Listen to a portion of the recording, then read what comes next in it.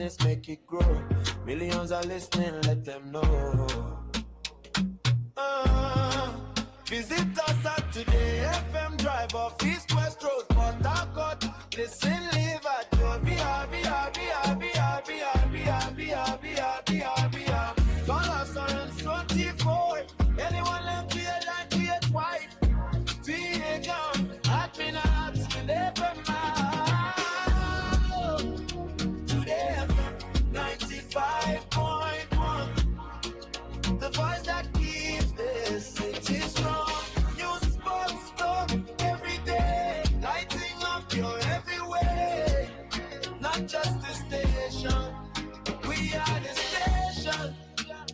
Today FM 95.1.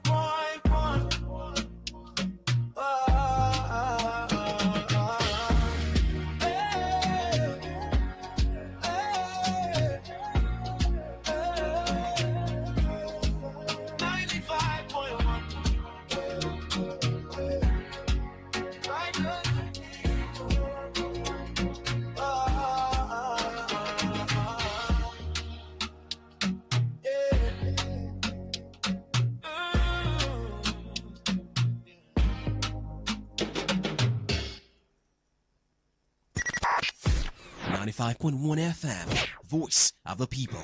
And we're back.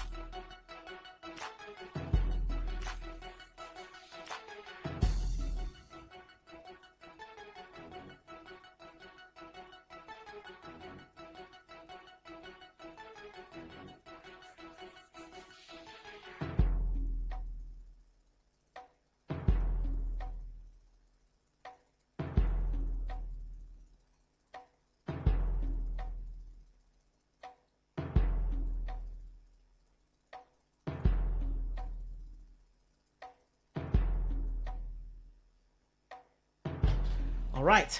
Good morning once again, Riverians, as I fondly call all of us.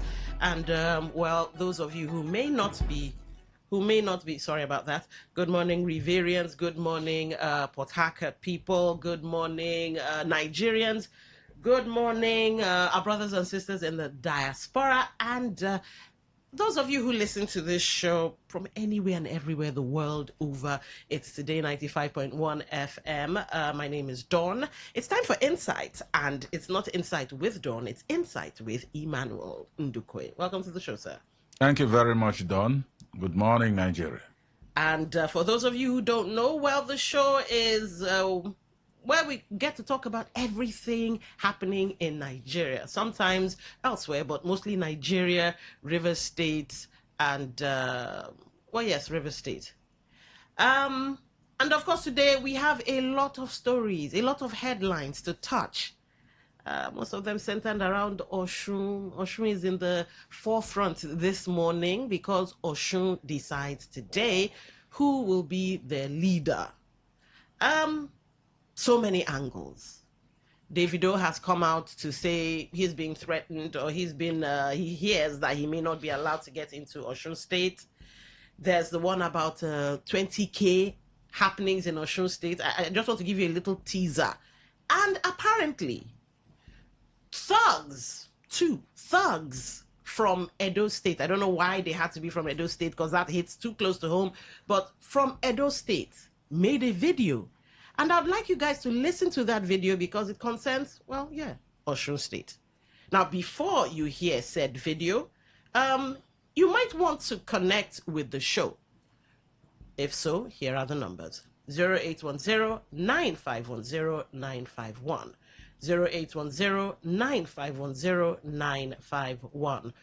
For text messages, WhatsApp messages, and voice notes, 0701-9339-962.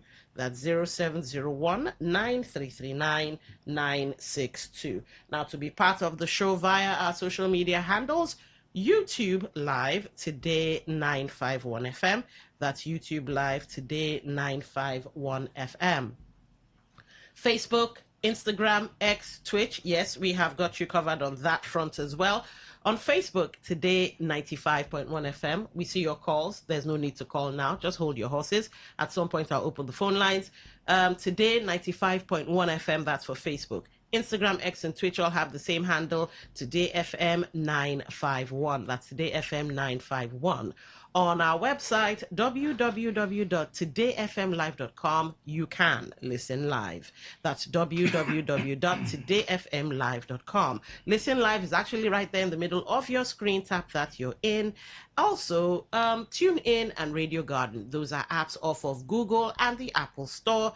Download them. Today 95.1 FM is what you want to search. And yes, that's all there is to it. Now, for calls, I'll try to be a little strict today. 1 minute. 1 minute with a timer. Yes, we actually got a timer so that 1 minute is 1 minute. So nobody is cut short or disenfranchised, or is it voiceized? There's no word like that, but well, you get where I'm going with that. Now, in some cases, if the points be so earworthy, I would allow 30 seconds extra. But if you could put your thoughts in order and keep it super simple, or keep it short and sweet, even better. But in some cases, I'd allow 30 seconds extra. So either you get 1 minute or 1 minute 30 seconds. I think that's everything out of the way. I did say I'd like to play a video. All right, so listen to this clip, and then we'll get talking. Ashu, we tell when I say we dey call. When I say na lie. Osun. They don't want your word. Osun. They don't want your word. Osun. Adeleke, Atisia. Adeleke will learn in the hard way. Tomorrow. Adeleke will learn in the hard way. Tomorrow. I told I said we will not come Osun. When I say if we come Osun, say Abat, call them, tell them that Bako is trolling in the street of Osun. Tell them. I said I want stone. I don't get level. I can't stone most. Adeleke will learn in the hard way. A very hard way. Davido will learn in the hard way. Very hard way. Since you say you don't want to sing, you want to do politics, we will finish you. Yeah, everything day. We ready. On ground. We ready. On ground. Show them. Adeleke. Imu. Edo. Show them. Edo. Show them. Edo. Couple head. Who head now? Davido, couple head. He go commit suicide. Abat, who head? No matter. Bastard. Adeleke, we learn in a hard way. If we not kick Adeleke come up for that office, I will share 1 million naira to 5 people.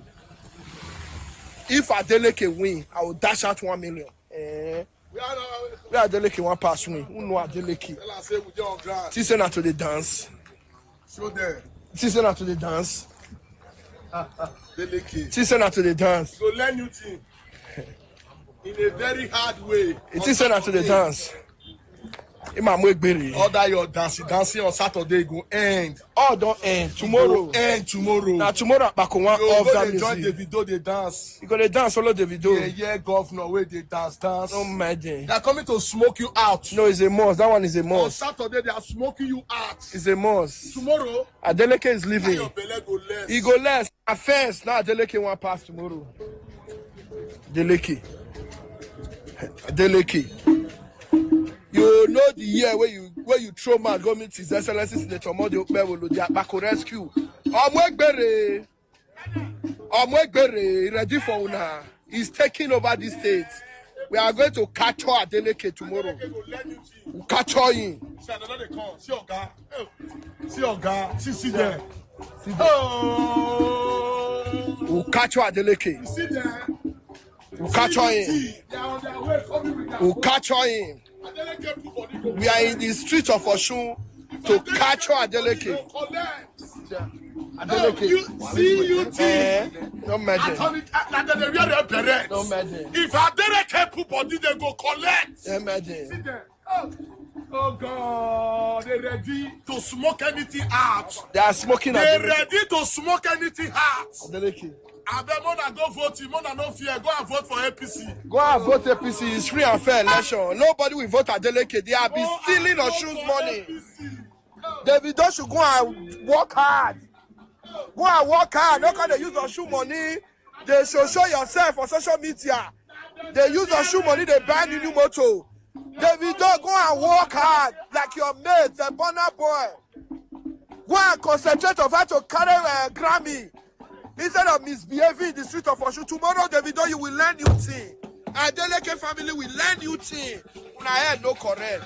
Una remember the year when I talked to Bewolo, Senator Mojo Bewolo. Oh, Q1 boy. Una the craze. Una don't get level. We are in the street of Oshun. If you get level, come out. Come out. Akbako is in the street of Oshun strolling. Now the craze. When I... Yeah.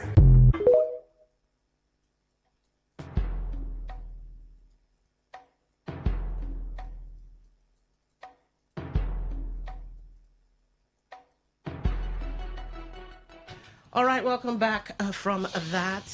So let's get the conversation started. Sir Emmanuel, I guess, can it be argued that politics has evolved much more, or can we say politics, this is Nigerian politics, this is how it's always been? Have we gotten worse, or have we stood still? What would be your take on, first of all, Nigerian politics? I think it's just consolidation. It has never been all that clean. Okay. Ever since. Absolutely. Even from the First Republic, it had never been very clean. Okay. You know, that is why sometimes I laugh when I see and then review what has been happening in Nigerian politics. You hear people talk about maybe people from the north and all that, talking about census figure and all that. They tell you they are more populous and all that. I think scientifically, if you check, for instance, starting from that angle, before we come back to Oshun and all that, you know that the areas where, let's say, rainfall is often observed. There's something they call it, but I'm not a science person, so I've forgotten that. But all I know is that there's rainfall always in that area. Okay. Now, people there are more than you see areas that look like desert and all that. All right. But when the very first census was organized, well, the people there in the north use sense. They use sense, maybe sense that others never thought should be used. Yes. Because I won't believe that they have it more than others. After all, when it was for independence first, they said no, they were not ready and all that. But Dr. Azikiwe, who was more or less like the leader then, said no, that's not true. This is not the figure and all that. It continued until they toppled that administration. Okay. So it has always been like that politics, Nigerian brand, has been extremely dirty. When I say that Nigerian politics is dirty, those who are benefiting from it As if, for instance, now, Don, if I want to benefit from it, I will be immersed in it. Whatever they are doing, I follow them. Yes. And I don't want that A to Z, I don't want. But it doesn't mean that one will not say the truth the way one is seeing it. Politics, Nigerian brand is very, very dirty. And what they are doing is consolidation. And when you keep on consolidating on what is evil, what is bad, what is unclean, it keeps on growing. Yeah. And so I'm not, well, like you said, I think it's evolving from one evil to another and all that. And now it has become convoluted. Now, it's not straightened. So we don't know exactly what will be of Nigeria and its image, if it has any image again. All right. What will be of that, become of that image tomorrow is what one don't know. Because just think about people coming, mentioning a certain governor. Yes. In another state where there's going to be election, saying they will even remove the governor, the incumbent governor, and remove certain people from that place, like they mentioned the video. Yeah. So it baffles one. What kind of politics? Because politics did not start from this country. Okay. And right now, it's not only in Nigeria that politics is going on. Other places, is it the way they go? So I really don't know exactly what Nigerian politicians think they are doing. And I keep on saying that Nigeria is in the way it is because of Nigerian politicians. Okay. Because of the politicians, no other people, because they have created the problems.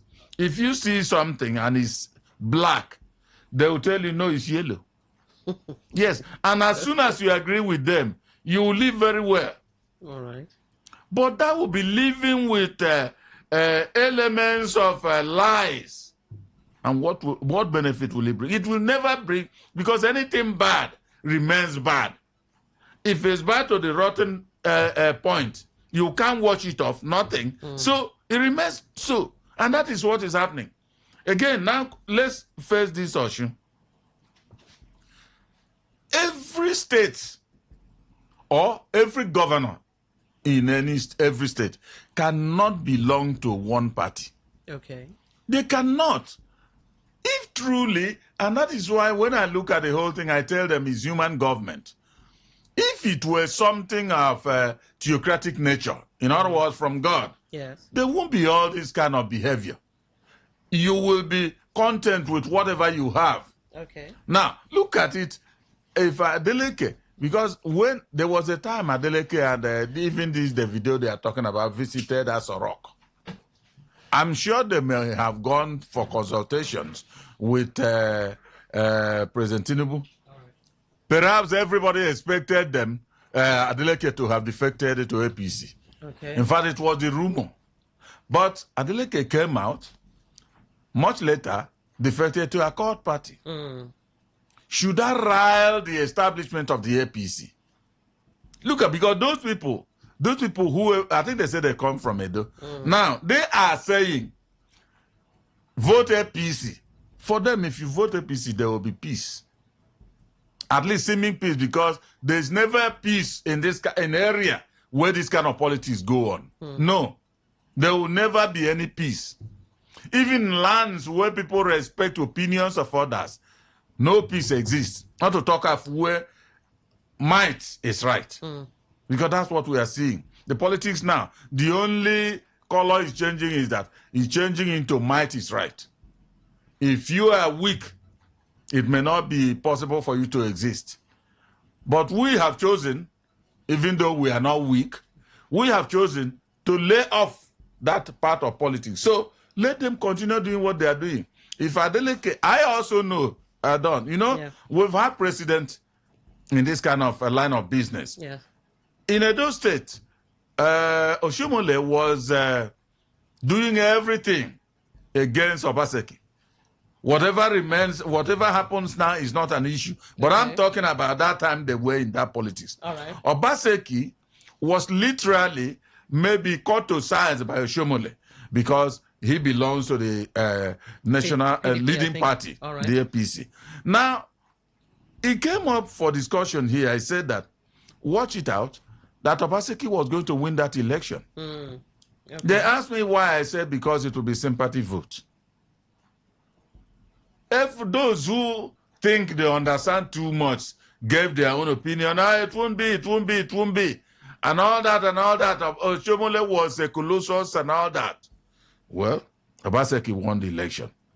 And what happened?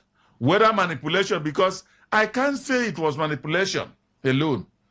Because, Don, you see, in this country, you can't remove manipulation in elections. Yes. Okay. It is laden with manipulation, but it's not totally. As far as that Edo own was concerned at that time, it wasn't truly manipulation. Because Obaseki was practically disgraced, more or less. Okay. That when they started, I think he was in APC also. Okay. They helped him. He won. Then he was a good person. In fact, he was the brain box of that administration. But as soon as he reached that turn where things went south between him and Oshomole, Oshomole called him a snake. Then I told him that yes, he must be a snake because he has gone against his will. Okay. And I know Oshomole is not God. Because Obaseki is also an adult and has his own will. So if he finds out that his own will is what is making him lead better, he will stick to it. All right. In the end, Obaseki won, maybe because of sympathy vote. I remember vividly the chairman of APC then, Ganduje, from Kano State, former governor of Kano State. He said they were going to, because I think he was the leading person for APC there in their campaign and all that. Okay. And former governor of Rivers State, Nyesom Wike, led others or was part of PDP campaign. They went, Ganduje in their political rhetoric said that they were going to quarantine Nyesom Wike. Incidentally, he became quarantined himself. Yes. So Nigerian politics has always come up with this gruesome exercise of power and raw power, which of course does not work out anything useful. Well, if whatever will happen in Osun, it's practically difficult for me to make prediction. Look into it now and say I'm predicting, because you see the way Edo was in the eye of the storm. Yes. It's even less than what is happening in Osun. It's less than? Yes, it's less than. The intrigues in that of Osun has even involved the personalities that are not politicians. Okay. So I don't know really what is going to happen in Osun, but I know that if Osun people decide that Adeleke is winning and he wins, if the thing does not stand as they voted, what can they do? So, you don't see any issues coming out of it? Issues will come out, but in the end, see, President Tinubu is our president because INEC declared him the winner. Whoever is declared, all these things, you take it to the judiciary. The judiciary looks at everything and say by what they have seen, okay, that this particular person declared is the winner. And he stands the winner. Simple. So you don't think the sympathy votes and maybe the INEC officials, hopefully they're not residents of Osun State, may be swayed to leave the votes as is, as in if the people vote using sympathy, there may not be any manipulation? You see, Don, Nigeria is... Progressive Congress and Accord Party have been accused, emphasis on accused please, of engaging in vote-buying jamboree across Osun State as agents of both parties offer voters between 10,000 naira and 20,000 naira ahead of today's governorship election. Saturday Punch gathered that unlike previous elections, the vote buying started 6 days before the poll. According to some voters, the parties also collected the account numbers of thousands of voters a week before the elections, with plans to credit them after voting. Governor Ademola Adeleke of the Accord Party is being challenged by Bola Oyebamiji of the APC, Najim Salam of the African Democratic Congress, and 9 other contestants. All right, so for more of that, okay, let's see if I can just give you one or two, then you can go read the rest for yourself. In some instances, the voter inducement, which included the distribution of food items and cash gifts, was laced with spirituality, as beneficiaries, oh my Lord, were forced to swear an oath to vote for the candidate of the party providing the items. Our correspondents also came across viral videos in which supporters of Adeleke and Oyebamiji openly distributed cash, salt, rice, and other items while asking beneficiaries not to betray them at the polls. Okay, let's just touch on Ilesha. Voters in Ilesha told Saturday Punch that the APC was disbursing 20,000 naira per voter across polling units in Ilesha East, Ilesha West, and Atakumosa East local government areas. According to some of the beneficiaries, the money was being distributed at the house of an appointed APC chieftain in each polling unit. The voters disclosed that the vote buying began on Tuesday and lasted until Friday. To quote one of the beneficiaries who spoke on condition of anonymity, "I collected my 20,000 at the Bonki area of Ilesha on Wednesday. The cash was in 1,000 naira note and 500 naira denominations. We had over 200 voters and it was done unit by unit. I collected mine around 11 a.m. at the bungalow belonging to one of the APC chieftains in our unit." So, ladies and gentlemen, there you have it. Now you have the vote buying, or rather, to use J.K. Pele's coinage now, vote trading. Then you have the thuggery. One wonders, Sir Emmanuel, let's start off with the impunity. If the allegations are true that the Edo State governor did send those people to go and do what they're doing, the impunity now with which we play politics is becoming alarming, some would argue. Should we be worried about where this is going to lead us down the road? And number two, we have ransom now becoming a trade. And now, vote trading has joined the economic cadre in Nigeria. What should we make of all of these developments? Well, deteriorating of political systems in Nigeria, that just it. Because, you see, politics has been made a warfare in this country. If I really don't know why Epele is just, maybe that's his time to understand this or whatever. Okay. If not, it's been ongoing. There is no, money politics is what our own politics in this country is. What do you think it's getting? You talked about the evolution of our political nature as it's getting worse. So other things will follow and get worse as well? Yes, it's getting worse because a child that is born today must grow 1 year, 2 years, till 10 years. Anything established must take off as established, because that's the objective of establishing that. You don't establish something that should be done. Then it stays like that, no growth, so it's nothing, it's useless. And nobody will just use money and establish useless thing. So this kind of system started some time ago. But in time past, like I was talking about the first republic, right. The inducement and all that weren't as that much. And they were on the day of. Of course. Now it's worse. Yes, it's worse. It's worse. But if anybody is saying it's the order of the day, I don't believe, because it's been the order of Nigeria. Okay. The order of Nigeria since years back, where only money bags can win election. But now, I think the only area is that they have brought in the angle of political parties pursuing this vote buying. But they've also brought in the angle of, well, to water it down, juju. From what we heard, people were swearing oaths to collect.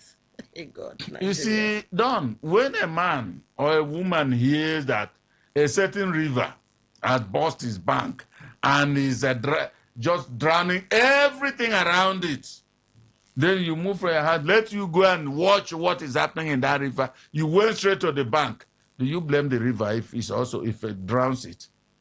As I am, will they come and then tell me that I went to that juju house and all that and swore? That is it. If you stay away from something, it won't reach you.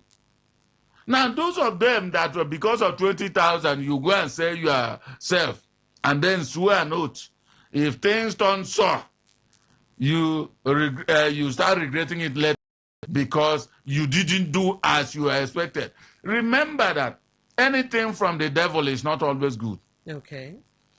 Even though they may try one way or the other to help at least as little as they can to their adherents. I'm talking about the devilish people. It won't be like God which has no pains. It has no pains to it. So the man that swore an oath because of 20,000, if he doesn't vote to whoever he swore that in favor of, he should also bear the brunt. I don't have sympathy for all such things because, like I said, if a man keeps on, in ancient time done, people will stay on a very long stake defecating. Okay. And when some mischief people will be bending, looking at the anus of another person, you will fall into the place. That's graphic. Simple. All right. So that is it. When you are always digging for others, one day you will fall into that pit. The one you may have dug yourself. So those of them that are using juju, let them be experiencing the problem of the juju because, like they are saying, I tell you very frankly, if you swore, it will be difficult you will pay if you deviate.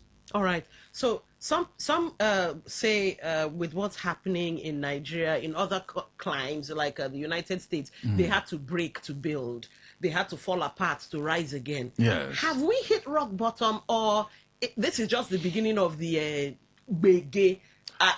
2027 will be more of an eye opener. I don't think 2027 will be maybe the beginning of an eye opener. Perhaps I must say emphatically, it could be the beginning of times that amendment is effort at amending the situation. So we haven't hit rock bottom? No, we've not. Nigeria has not at all. So that means that there might be more things to come. Let me remove myself. I can't say we've not. Okay. Because I'm not involved in all this. All right. Because when you think about the kind of activities they perform in all these their politics, I can't bear it. I can't. See, Don, if I tell you something, and if I tell you I am going to Junction to buy you this, and you didn't hear from me, know that it will be practically difficult for me to have called back and told you why I didn't. If you also were involved, maybe the difficulty would also assailed you. That is the kind of person, not politicians. The politicians tell you they are going there at that junction to buy you something. You will. Why are you asking me? Did you give me money? But that's not it. You think I made that promise now? See, what I'm saying, 2027 may offer Nigerians the opportunity to make efforts at amending all these anomalies. But will they achieve it? That is what I do not know practically to say yes or no. Because change is constant. But if you check weighing everything with the trajectory of politics in this country, you say those of them that are in Aso Rock and, of course, wherever, like in Oshu now, those who are fighting at Deleke, that they may win because it has been the order of the day. Okay. That is it. All right, ladies and gentlemen, here is where you come in. The face of Nigerian politics is taking a new turn, a different turn. It's evolving into something much worse. I can't find the words to describe what's going on. Thugs from another state entering into another state to capture a sitting governor and, capture his family, and they did it in our faces. With the military, you know what? I won't call the outfit, of course, but with security operatives passing and watching them. Then, of course, vote buying. We now hear allegedly that it began a week to today, and different styles have started coming out. You know, Don, you see, it's not been new. No, but it's evolving, and the evolution is should be worrisome. Yes, it's already worrisome. But I'm telling you that it's been worrisome since when there was an election in Ekiti State. I can't remember the year. Okay, Can't not remember. not this recent one. No, not. I think it's the one that brought back either Fayemi or so. Okay. But I can't be exact. The bad Amechi, governor of Rivers, said he was a governor. Okay. So not to talk of the video. All right. The bad Amechi and some other governors from entering that state. So the thing has started since. All right. So, ladies and gentlemen, where do you stand? What's your take with everything you've heard so far? Is it nothing new? It's just, a different day, but the same old, same old. 081 0810-9510-951. That's 0810-9510-951. For text messages, WhatsApp messages, and voice notes, 0701-9339-962. All right. 95.1, welcome to the show. What's your name? Where are you calling from? Good morning. My name is King. I'm calling from Olumini. All right, welcome to the show. Yes, I had the video played. It was very, very wonderful. People will not come fully like this and be discussing how to kill people in another state. My sister and my brother in the studio, democracy is a cause in Nigeria. I'm telling you. They should hand over this country to military. Because since we become a civilian government, nothing. Democracy has not done anything in Nigeria. All the infrastructure that military build, all one is working. What type of democracy is that? So they should hand over to military. All right. They're not fit to rule this country. Okay. Thank you for calling. That's my take. All right. 95.1, welcome to the show. What's your name? Where are you calling from? Don Wilson, good morning. Good morning, mascot. Thank you so much. I greet my elder brother again. Good morning, sir. Good morning, mascot. Thank you so much. Don, please, that contract, did it happen this morning or that one during the week? I think yesterday. Oh, yesterday. Yes. My dear sister, we have lost this nation. And for the records, I want to tell you this Mondo Okpeholo. I'm not a medical doctor, but I can't accept that Okpeholo is found medically because of All right, mascot. You know what? Let's be careful with what we say, because it at this point these are allegations. They called his name, but no evidence. Okay, because he has been threatening people now. He threatened the former governor of Edo State in on live television. I saw it. He said, "Let your to come to Benin now." And the journalist asked him, "Are you not a threat?" He said he's not a threat, but let him come in now if they want him well. That is his own predecessor.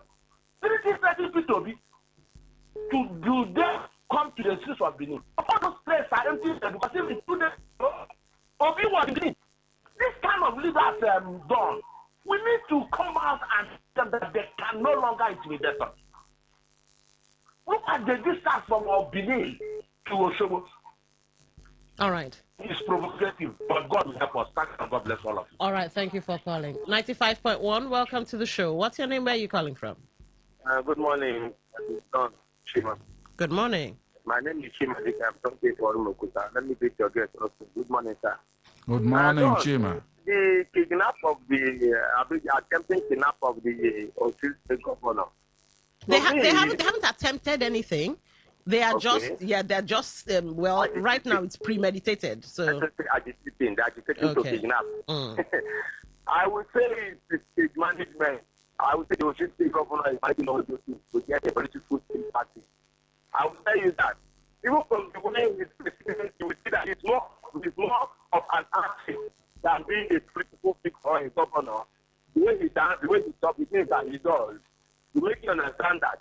Okay, a man that stood before a post to say, we have handed over our state to you, President Tinubu. Please allow us to be governor. Is that one of the political statements? Is that supposed to be a statement to come from the governor? What I mean, I want to look at it very well too. Let not that something is being oppressed or anything. Stood for the national television, according to the president, that you are on shoot state has decided to hand over the state to him. Okay. Him allow you that you become governor. That you're trading now. Then let me go about the vote buying. My sister, I will say it's an axiom. It's a truth that is not verified. Because no court of competent jurisdiction has allowed anybody guilty of buying votes or selling votes. But if any say, let us agree without accepting it, I will say, who says this vote? What has your guest said? Are you going to tell me, Tim Adike, that is an ardent follower of Seto Wike or a member of SPC or a collector that is send my vote to some other person? All right. The people that says vote are the onlookers. Okay. Not people that are really. All right, I had to let you go. 95.1, welcome to the show. What's your name? Where are you calling from?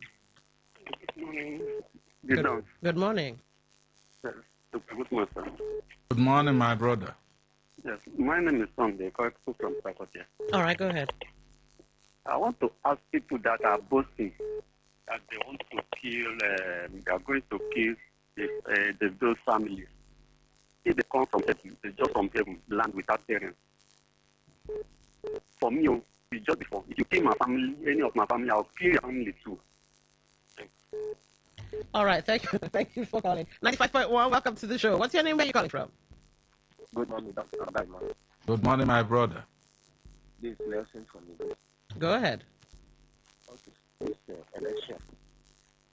If I'm not in the position, if those who are elected, number one, have done the needed. If you look in Nigeria today, you can see that even APC is campaigning for votes in Abia State because of his performance. If they are delegated at a source with a same party, the people can vote for, but they have not performed. I believe they voted down. But let me say something. What is the problem of APC in Osun State? They want to capture the 36 states. They want to capture the 36 states. In the federal, they are the worst. Because I don't know what APC will campaign for in next year election. All right. They are busy sharing money, allegedly. Instead of them to use the money and better the life of people. That is what I can say. All right. Thank you, Nelson, for calling. All right. But what we said, from what we read out in the papers, they accused both the APC and Accord.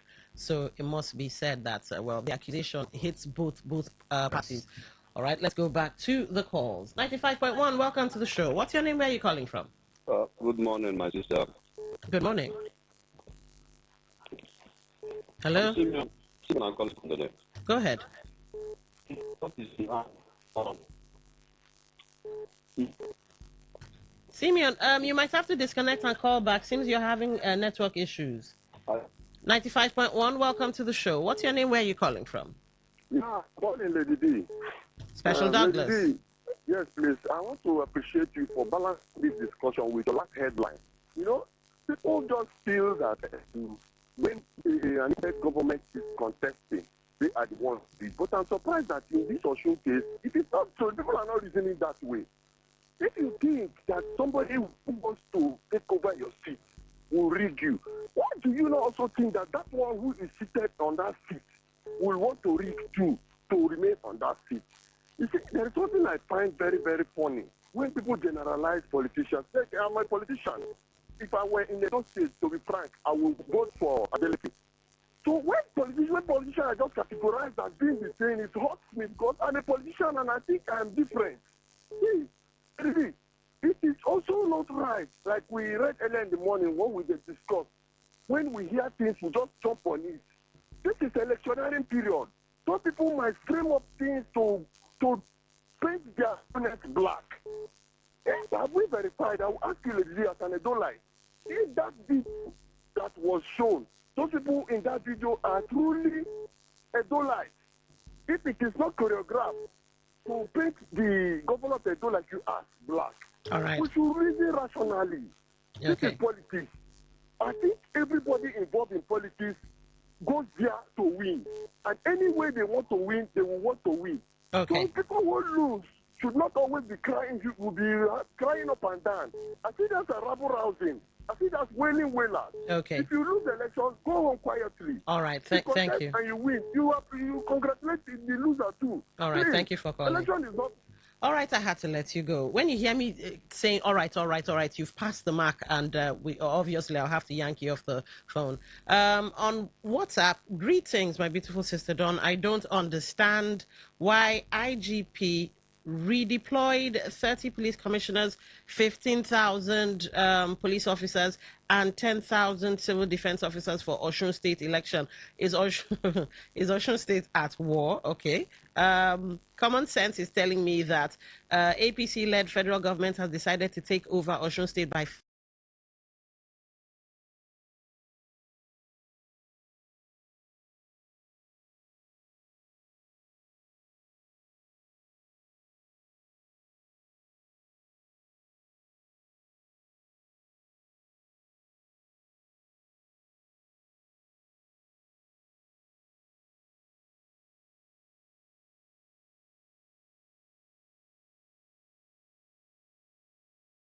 fire by force. The will of God will surely prevail. Man proposes, God disposes. That's from Thank God Ability at Weibu. All right. Thank you for sending in that message. Let's check what's trending in our our text messaging portal before we get into Facebook. Hi, Lady Dawn and Ogaima. Those boys in that video you played, if I may ask, how much are they being given to risk their lives? Well, one thing I know is that APC cannot win elections without violence and vote buying, including the help of INEC and judiciary. That's the truth. And that's from Ernest. All right, Ernest, thank you for that. Good morning, Lady Dawn and Sir Emmanuel, Reverend Onyedikachi Amadi in Omuma. It has been extremely incongruous. You keep throwing big words at me. All right, thank you. I'll do my best for me to decipher the similarity between war and the kind of democracy being practiced in Nigeria. Until there is a strong electoral and constitutional reform in Nigeria, the democracy of Nigeria may continue to degenerate from bad to worst. I pray that the election in Osun today will be free and fair in Jesus' name. Well, amen. We second that. That's what everybody wants at the end of the day. Greetings, my beautiful sister Dawn. I don't understand. Okay. Thank God. I think we read that off of WhatsApp. Let's take this call while I check what's on Facebook. 95.1, welcome to the show. What's your name? Where are you calling from? Yeah, good morning. My name is Andy, and I'm calling you from Malakaya. All right, welcome, Andy. Go ahead. I cannot do the election when election is rigged, and I'll keep quiet. I cannot congratulate you. There is no need to congratulate when I know that you're a thief. You know, in this part of the world, what we know, people who steal is when people goes into, houses of people or going about with guns and, taking people's properties or money. But when it comes to stealing votes, we give them pass marks. And I pity as many of us that are here supporting evil. Osun State, look at what is happening. We're having issues in Meduguri, we're having issues in Kanu, we're having issues in Niger State. We have never heard of 10,000, 20,000 being deployed. Then why the election? Let me tell you something. You can only tell a blind man that there is no oil in the soup, but you cannot tell him there is no pepper. They should keep it up. Thank God for democracy in Nigeria. That democracy will judge them in the front of God. Thank you very much. All right, thank you for calling. 95.1, welcome to the show. What's your name? Where are you calling from? Yeah, Lady Dawn and again, good morning. Good morning. Good morning. Yeah, my name is Reginald. I'm calling from Pt2. All right, go ahead. Lady Dawn, talking about vote buying and vote trading and rigging. We all know that this practice has come to stay in Nigerian system of election, and every party are involved. So exactly that is the same thing that will also happen in Rivers State come 2027 from the way things are going. Let me also look at it here now that the video you play, Is our government not seeing it? Okay. The president and the presidency are not seeing that video. Our security agencies, the army, the DSS, the police, and other security agencies are they not seeing those videos? All right. Is it difficult to arrest those people? Why is it difficult? If the government, if they know their hand is not there, why is it difficult to arrest these people within 24 hours Okay. of this video? All right. Thank you for calling. It's quite unfortunate. All right. Thank you for calling. Good morning. This will be our last text message and last interaction for the show. Good morning, The Dawn. I have maintained that a law should be made to make it compulsory to subject every politician to a all right, psychiatric and drug evaluation. Okay, Mr. Dennis, thank you for that one. It's always nice when the show ends on a hilarious note. Anyway, so Emmanuel, any final thoughts? Well, I think what Nigerians should have in mind is that the political class has their character, and their character is that they pursue their interest. Sometimes it baffles me when people will be telling you, examine everything rationally. Meanwhile, they're irrational. They are pursuing their interest. This is the unholy philosophy they've developed. No permanent enmity, no permanent friendship, but there's permanent interest, which they pursue by all means. Is that rationality? So for me, what is happening in Osun is the color of Nigerian politics. And it's not new. However, I think they are consolidating more on evil. Nigerians should just know that whatever happens is the character of politicians. All right. And on that note, this is where we'll bring Insight with Emmanuel Ndukwe to a close. Up next, The Express Show. Of course, it's about River State-centered things and sometimes the Niger Delta. And today, we'll be looking at scorecards. Remember when Dele Momodu came out and was like, nobody hates you, Mr. President, your scorecard. I think the National Assembly some time ago did come out with their own scorecard, a 3-year scorecard, and they told us what they had been doing so far as lawmakers. We've also looked at the scorecard of the governor, but there's a particular scorecard most of us have failed to focus on, and that's the scorecard of the River State Assembly. So today, we'll be looking at the scorecard of, well, the River State Assembly because, well, we're in the era of scorecards. Stay with us.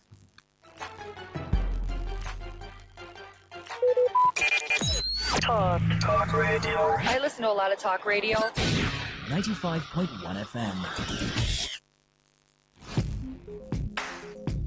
Looking to grow your business? Ready to elevate your brand and reach the right audience? This is your moment to take your brand to the next level with Today 95.1 FM. Your trusted voice, reaching thousands of listeners every single day. From startups to established brands, we create powerful advertising solutions that boost your visibility and drive real growth. Our affordable advertising packages are designed to give your business maximum visibility and real results. Don't just advertise where people are listening. Call us today on 0818-389-2850 or visit our station to book your slot now at Today FM Drive off East West Road, Obiapo. Today FM 95.1. Your voice, your market, your success.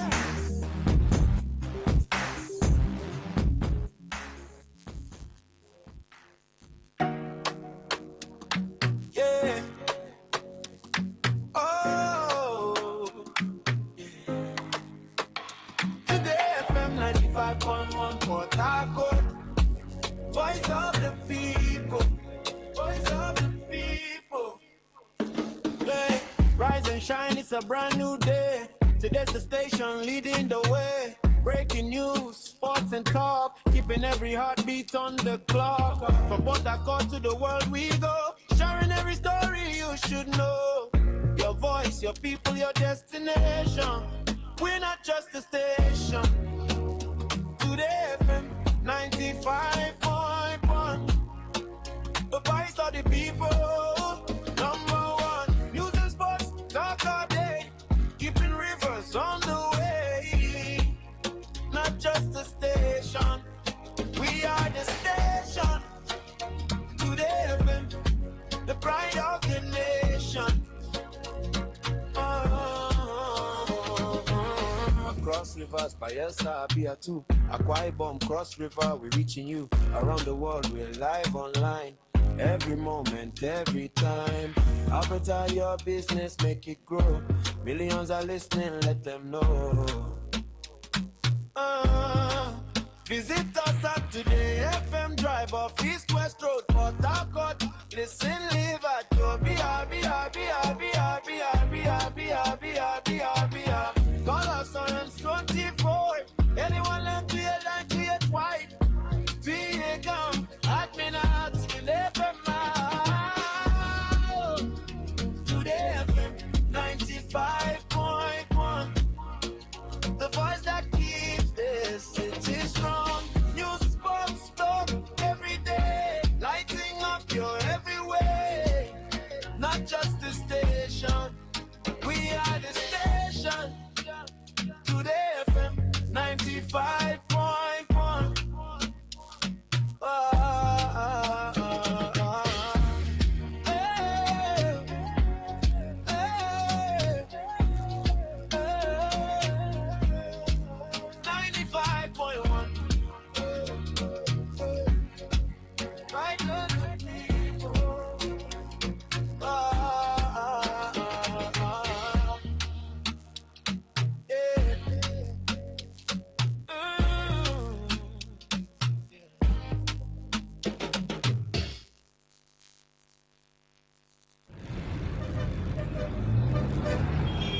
Live from the Garden City of Port Harcourt, Nigeria.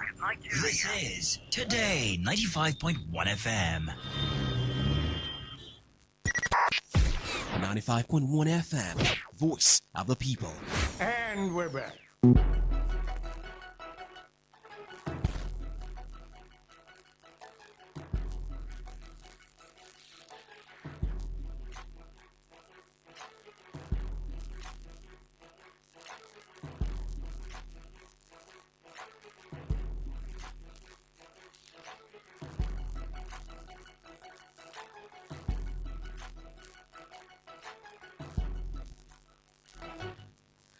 With 4 minutes past the top of the hour, that's 9 o'clock, of course. Welcome back. It's the 15th day in the month of August. It's a Saturday. I haven't been outside yet, but according to Rona Bay, it's a cold Saturday. So hopefully it's eased up. Hopefully, I don't think it's raining because from the look of the guest, it's not raining. Yes, we have a guest here to talk about, well, the teaser I just dropped. Now, his name is Honorable Tekena Inimgba, who's a former member of the Nigerian Youth Parliament, development expert, economics, and public affairs analyst. Welcome to the show, sir. Thank you very much. All right, so ladies and gentlemen, I want to read a couple of things out to you. I did give you the teaser that, well, we are in the era of scorecards. We'll start off with the National Assembly, and I'm reading from the Office of the Speaker. So there is a website of that, officeofthespeaker.ng, and this was in July 14 of this year. So the heading is Keynote Address at the opening ceremony of the 2026 National Assembly Open Week and the unveiling of the third-year legislative scorecard delivered by Right Honorable Abbas Tajuddin, PhD, GCON, Speaker of the House of Representatives, National Assembly Complex, Abuja, July 14th, 2026. So let's see. I'm going to jump a couple of things, the protocols and stuff. Now he says, that is the number of bills the citizens of this republic brought before. Oh, sorry, I apologize. I jumped it a bit. Permit me to begin with a single figure, 2,747. That is the number of bills the citizens of this republic brought before this House in 3 legislative years. It is the highest such volume recorded since the return of democratic rule in 1999. Behind each of those bills stands a Nigerian who believed that the law could better their condition. This morning, I wish to account for how this House has honored that trust. It is my honor to welcome you to the 2026 Open Week of the National Assembly and to the unveiling of the third-year scorecard of the 10th House of Representatives. Our theme declares our purpose plainly: the advancement of transparency, inclusion, and reform. I address three constituencies at once to my colleagues, the honorable members whose devotion has sustained this institution through many demanding sessions. I offer my gratitude to my distinguished guests. Well, basically, protocols, protocols, and protocols. Now, it goes on and on and on and on. And he talks about, let's see if I can't read, the citizens of this nation submitted 2,747 bills to this House. Of these, we passed 363, and 72 have already received presidential assent and become law. These are not lines upon a page. They are measurable and lasting change. These figures represent the highest for any assembly since 1999. One of those laws now offers our young people interest-free student loans so that no Nigerian student is turned away from a lecture hall for want of means. Another has reformed how the nation raises and shares its revenue. Others have created commissions to carry development into every region of the Federation. The landmark statutes, depending on which side of the fence you are, American or British, are only part of our work. More than 800 citizens have petitioned this House, and we have already brought hundreds of those matters to resolution. That, in my estimation, is this House at its most faithful. All right, so that happened. Now, I did mention Dele Momodu talking about scorecards, and it became a topic for discussion.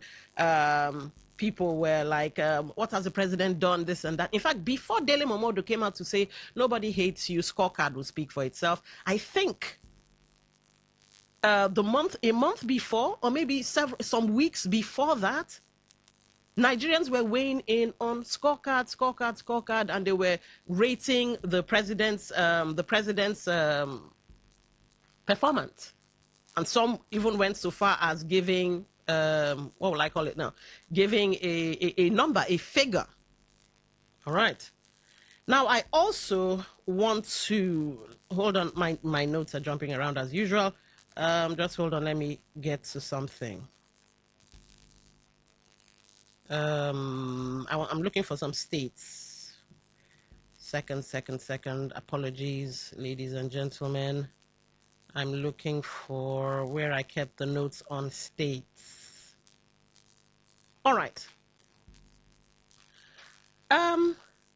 In Kogi State, we have 59 laws from 76 bills considered.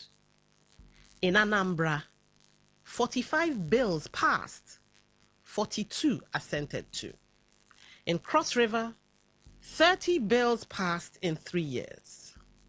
Now, I want to see if I can break down what they did. Just a second. What the various states did. Apologies again. Where did I keep this? All right. I think I found it. Okay. For the current 3-year legislative period, Kogi is the cleanest benchmark. Its speaker reported in June that the 8th Assembly had considered 76 bills over 3 years and passed 59 into law, a 77.6% passage rate. In its third session alone, it received 23 bills and passed 19. You can find that in Voice of Nigeria. They carried that story. Now, same Voice of Nigeria also reported Anambra's 45 bills passed in 3 years, with 42 already assented to by Governor Soludo. That's a 93% assent rate on the bills it says it passed. Now, in Cross River, you can find this one from The Guardian, Nigeria. They reported 30 bills passed over the same 3-year period. And the substance is important. Its assembly specifically highlighted legislation on social protection and investment, open defecation, rural access roads, and other areas. Now, for want of time, I can't begin to read each of those things. Now, let's get into Akwa Ibom. And they give us the most dramatic example because in July of this year, Governor Umo Eno signed 14 bills into law in one batch, as in he sat down and just boom, boom, boom, boom, boom, 14.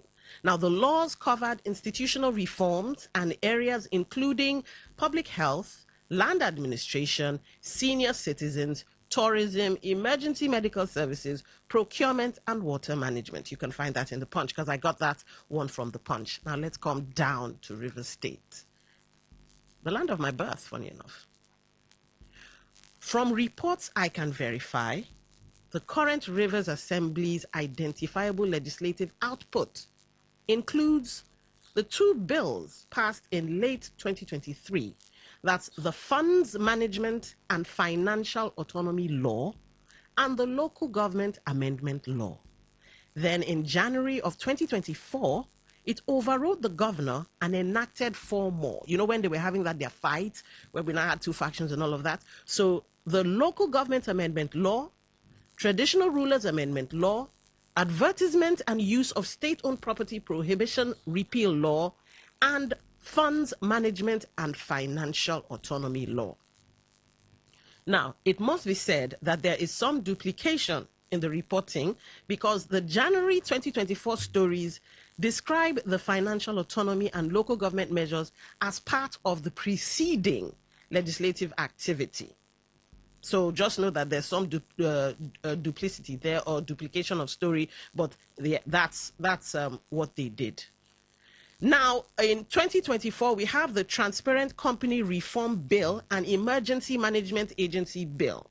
Now, both of which are reported as becoming law. Those are genuinely substantive public-facing pieces of legislation. In March 2025, the Assembly passed the House of Assembly Powers and Privileges Bill. They also passed the RISIEC Bill and the Local Government Bill. But the distinction, why I made that talk about public-facing pieces of legislation, the distinction is that these reports explicitly say they were forwarded to Governor Fubara for assent, but we don't know if he assented to it because, you know, again, there was that fight. But when you look at these bills and against what Kogi, Cross River, and Anambra did, you see that there's also a kind of difference. Some of the bills that have passed through the River State Assembly are not particularly public-facing, as in impactful on the lives of River State residents, indigenes, and all of that. It's mostly government policies, or things that have to do with the legislative arm in one way or the other. So I find it rather interesting a topic to talk about with, of course, whom I'll call political analysts at this point. What would be your estimation of, well, the scorecard of the current River State Assembly? Okay, thank you very much. Good morning, Rivers people. Yes, this topic is a very, very important topic because you cannot talk about democracy without the legislature. The legislature are one of the most important arm of democracy, where you have representation. Democracy is all about representation. All right.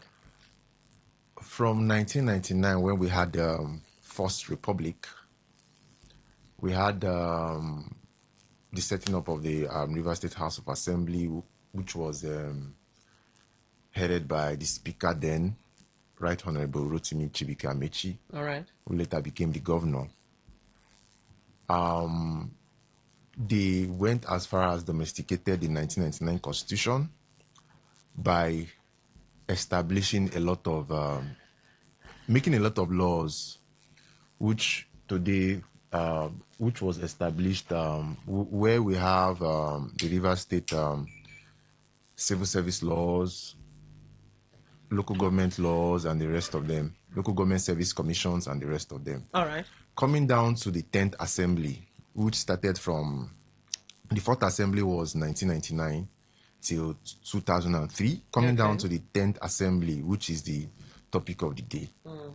From 2023 to this present dispensation. I think in total, from 1999 to this point, we have about 250 laws that have been passed by the State House of Assembly.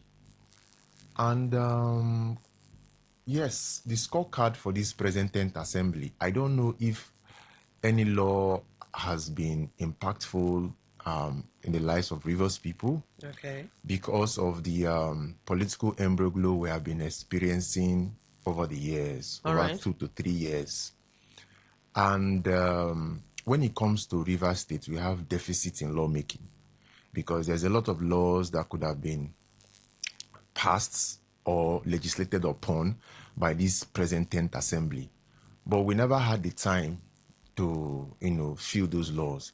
And passing a law or presenting a bill to the House has phases, right? Where you have an interface between the committee. Okay, they have special committees created. Okay. We have 32 members. We have 32 constituencies in Rivers State, 32 members, and you have committees that are being created within that 32 members. And I cannot remember the last time, if you're talking about laws that are impactful in the lives of the common man in Rivers State, it should be discussed down to the constituency level, right? Okay. Where every representation goes back to your constituency and get feedback from your people. Okay. Lawmaking is a process. It's not just sitting at the chamber and passing a law. There is a process to that. Now, we have not seen in Rivers State where we have an open public gathering where you have maybe, for example, you have a committee in economic reform where they bring critical stakeholders, you bring members of the press and make it open for the public. Okay. Like the way it's being done at the National Assembly. We have never seen that in Rivers State of recent times with this 10th Assembly. Because we have never seen that because you cannot just make a law or pass a law when there is no input from the public. Okay. And these are the things that we don't see. There's no law. For me, the impact of this 10th Assembly has not really felt. The common Rivers man has not really felt the impact of this assembly. Because you cannot have, in as much as we are going to try to be fair to everybody, but let's look at the main issue here. Okay. How can you they have not been stable for the past 3 years. All right. They have not been stable for the past 3 years. How do you make those laws that impact Rivers people? For example, laws about environmental sanitation. Over you can repeal a law. You can repeal a law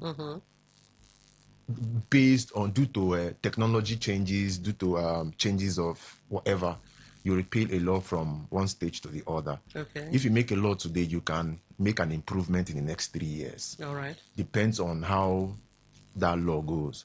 Now, for example, like most things that are really common for Rivers people we are facing today is the issue of the sanitation in our states. Now, which law from 2023 to this point have they sat down to discuss, make a public hearing about the issues confronting sanitation in Rivers State? What are the problems? You understand? We have the Rawama. If possibly, if you can maybe make some changes, make some laws concerning Rawama. All right, but can it not be argued? We already have the list, and I think one of the laws they tried to pass in the midst of the Wahala was like an emergency management law. But can it not be argued that because they were not stable or maybe they didn't have a place to sit conveniently, that there was no way they could call for public hearings of these things? That's why I'm saying that the impact has not been felt by Rivers people for the past 3 years. So is it their fault? Basically, that's why I'm trying to be fair in my analysis right now. Okay. You cannot blame that. The Rivers people voted them in 2023 to make laws for them. Okay. You don't have to give me an excuse for not making laws for me. All right. You understand? Understandable. So you don't begin to tell me, okay, because our chamber was bombed, we don't have a convenient place to sit. You have committees. You have special committees created by the assembly. What are they doing all this while? You can have your public gathering.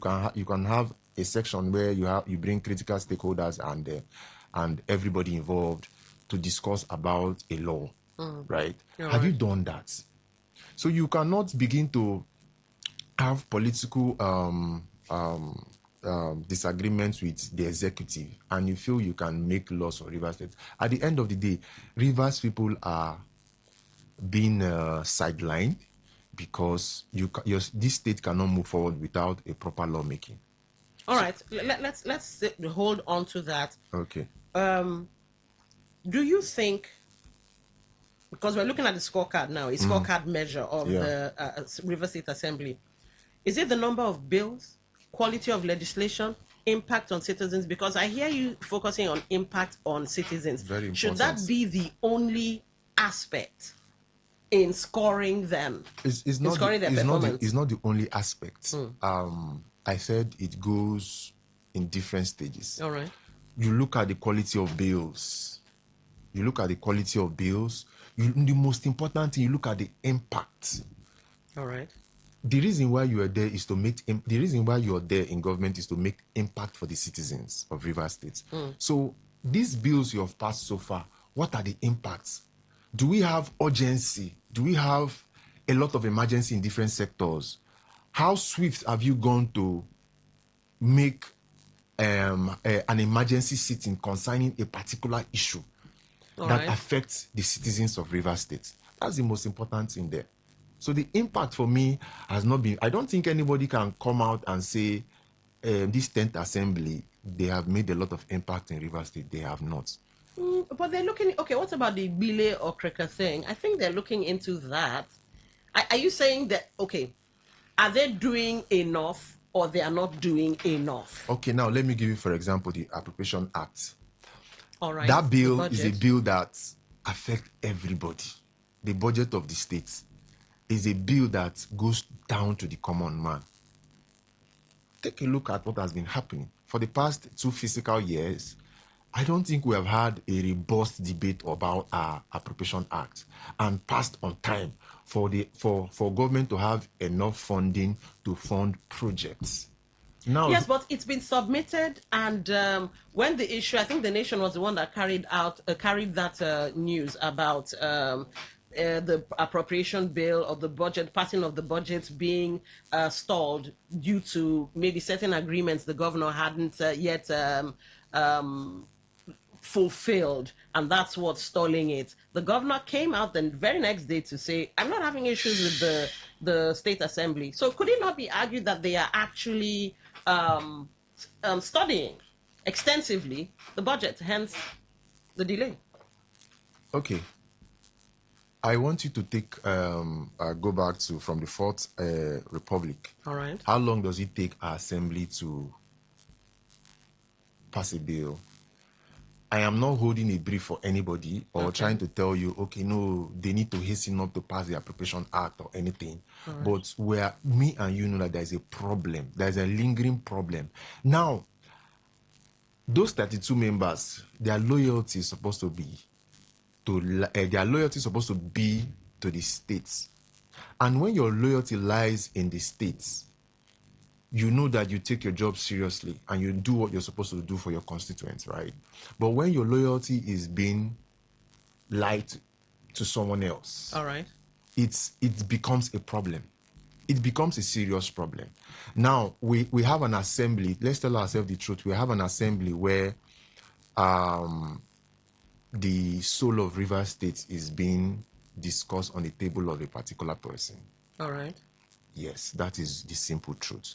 And we have never had, even when we had the crisis then 2015 with the assembly as of that time, it was not bad as this. Okay. Right. So for me, they have not been stable to carry out their constitutional function.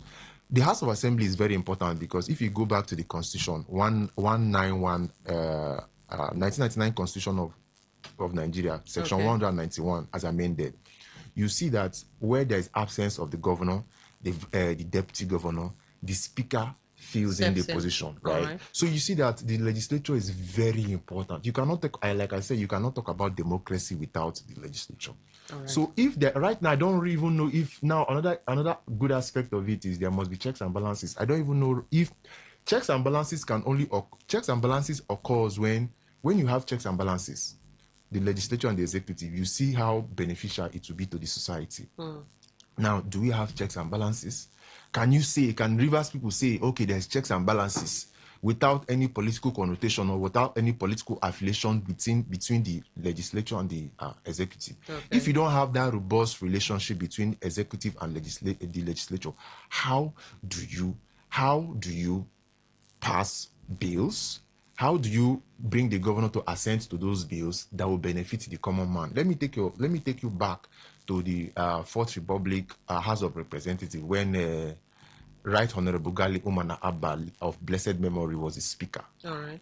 You see that they had a robust House of Representative members where they look at the laws they passed based on what you just narrated. Look at the laws they passed, and those laws impacted on Nigeria. Is it the economy? What all the sectors in Nigeria were impacted, and that particular assembly, the Fifth Assembly, which brought down the issue of the third term. You see how they handled everything. So if you coming down to Rivers State, you now see that this 10th Assembly, this 10th Assembly has not done enough of their function to impact the common man in Rivers State, because things are going down in Rivers State. Our economy is not growing. What are the laws have they passed concerning our economy? Okay, let me throw some sand into this gear. I know. Let's see. When did their issues start? Let's say the third year, or maybe the second year. The third month. Immediately, yes, the governor got into yes. office. I think it was October. So, for what would constitute? Because I was looking at the number of bills that they have interacted with in some form. What would constitute them passing enough bills in your book to make it look or seem like they are actually doing the job? It has nothing to do with the number of bills. It has nothing to do, like I said. You're still sticking on impact. If you check from the fourth report. Dropping a cue, let the flavors flow. Watch every meal, steal the show. Terra, ooh, Terra. Aroma rising, filling the room, turning dinners a joy to consume. Terra, ooh, Terra. Terra Q or Rap Joy, unleash taste. Go for gold, Terra Gold Q. The amazing seasoning cube.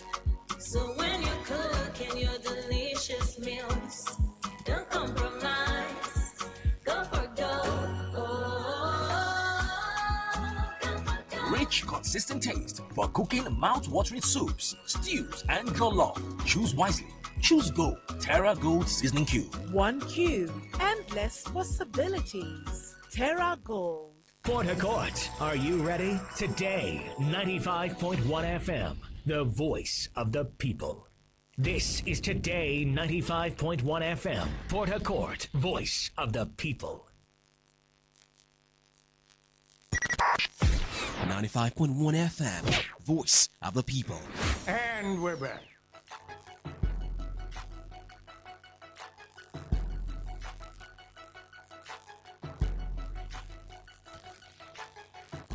All right, welcome back. We're still on the Express show on your premium talk station today, 95.1 FM. And we're talking scorecards. The president had his scorecard, talked about the National Assembly, July of this year, also put out their 3-year scorecard for Nigerians to see and know the amount of bills and laws that have been made and all the issues around it. I've already told you where you can go and get that piece of information and read up by yourself. And we've also looked at the scorecard of the governor. But one scorecard we haven't quite shone the spotlight on, well, the scorecard of the 10th Assembly in Rivers State. And so that's what we're talking about. And we have Tekena Iningba here, who's a lot of things, including a political analyst who's saying he's not too sure he'll give them a standing ovation. And he's been standing on impact. Now, he says it's not about the number of bills that you interact with as an assembly, it's the impact on the people. And that was where we had to stop and go for a commercial. But we're back now. So continue your thoughts, So, sir. from 1999, which is the 4th Assembly, till this 10th Assembly, the legislature in Rivers State has passed over 250 bills. And now, we're talking about the impact, like I said. Yeah. It's not about the number of bills you pass, right? What is the impact on my life? And what is the impact of the life of Rivers people? Okay.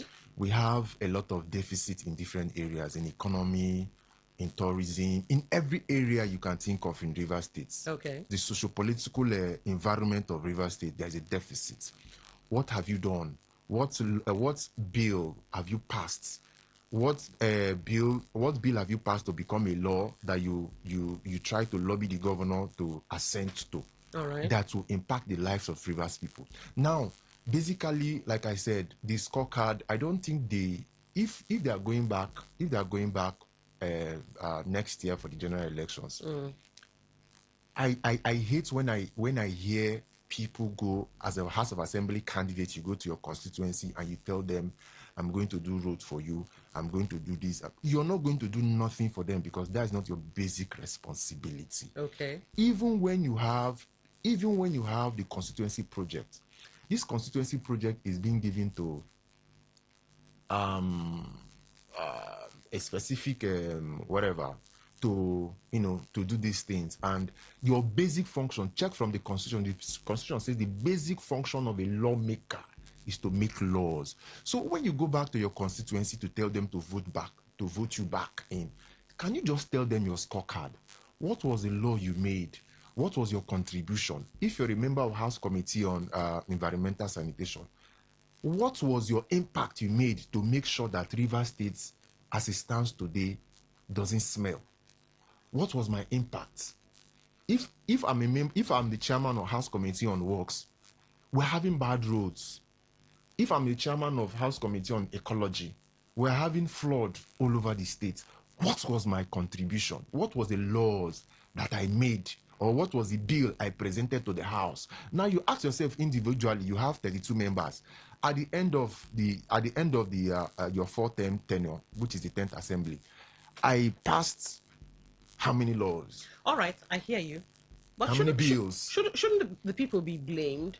Because the National Assembly produced their 3-year scorecard, and well, Nigerians can see that. But we in Rivers State, and we are one of the most politically active states in Nigeria, how many of us have come out to say, okay, you know what? We're demanding the same level of transparency that the National Assembly is trying to show. Give us your scorecard, or we'll demand it. We're not demanding. There is no so should we be blaming the Rivers State Assembly or blaming we the people? First, you also blame the people, because when it comes to the elections, we don't really focus on the main issue, or we don't focus on the main persons that can change our lives, which are members of the Houses of Assembly. Okay. People don't understand. That's why I still tell people, you don't understand that any person that is representing, that is going for election, that wants to represent your constituency is very important to you people. You don't joke with the elections of members of houses of assembly. You don't joke about it. So I will blame the people, because when it comes to electionary time, they don't put more. Ask those basic questions. You want to come and represent me. You have gone there before. What was your contribution? What impact did you make to my constituency? What was the bill you passed concerning my constituency? Now, going to the House of Assembly, I will also blame them, because now you have, I think we have River State Assembly Commission or something like that, Legislative Commission or something like that, I don't know. They are saddled with the responsibility of training. How many times do our legislature go for training? Our legislators go for training. When I mean training, I mean retreats where you train them how to make bills, how you train them how to set up committees, different committees in the House, how each member was supposed to take up his responsibility, what is the responsibility of the chief whip, what is the responsibility of the leader, to lobby for bills and the rest of them. How many times do they go for those training to equip them with the relevant knowledge of legislative process? How many times do they go for this training? When we hear they go for training, they go on vacations. They don't go on the real training. And that training is not all about them. It's something that will be impactful to the society, to the Rivers man, because at the end of the day, when you gain that knowledge and you come back, you know that you pass quality bills. I'm not saying numbers of bills. I say quality bills that will impact the life of Rivers people. Check our society. We are having unemployment, huge unemployment rate in Rivers State. Our sanitation, the sanitation of Rivers State is, our environment is bad. Flooding, we don't have good roads. What is the maintenance of our schools, our public infrastructure, the providing of social services? What are the laws? What are the impact of those laws in our society today? Okay. You see that there's no impact. All right. So the institution you were referring to is the National Institute for Legislative and Democratic Studies. So basically, they train, they cover capacity development for legislators and democratic institutions at federal and state levels. So I think that's where you're looking at. Okay, fine. The people have some blame, and maybe the legislators too have some blame. But let's come back to the people. Okay. Do we know where our power lies? Do we know our civic responsibilities, that we should be demanding something from the legislators? It's very possible also, I'm not holding brief for anybody, that the legislators too don't know. Also very possible, like I said, the issues that bedeviled River State for the past 3 years could be the cause of this, what some could call poor performance. Okay, now let me tell you. Now, I think one of the problem here is lack of communication to our people. An average Rivers man doesn't know that he can take whatever that is going on wrong in his constituency or the states. He can take that matter to the House of Assembly and present it to the House of Assembly. A lot of us don't know. A lot of us don't know that we can have issues confronting the state. For example, let me give you for example.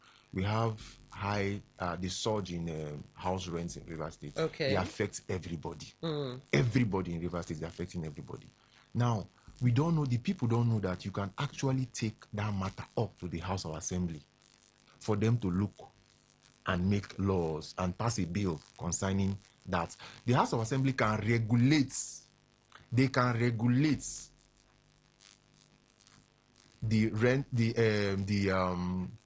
whatever. I think they call it rent control. Rent control, yes. Yeah. You can make a law. You can pass a bill concerning rent control, and that if you pass that bill, it has impacted on the life of everybody. But if the people aren't going, fine, I get you. I hear they don't know. Yes. But if the people aren't going to meet their representatives and say, look, this is what's happening to us, so how would the representatives know? It's almost as if we're asking them to have a superpower. Okay, now let me tell you.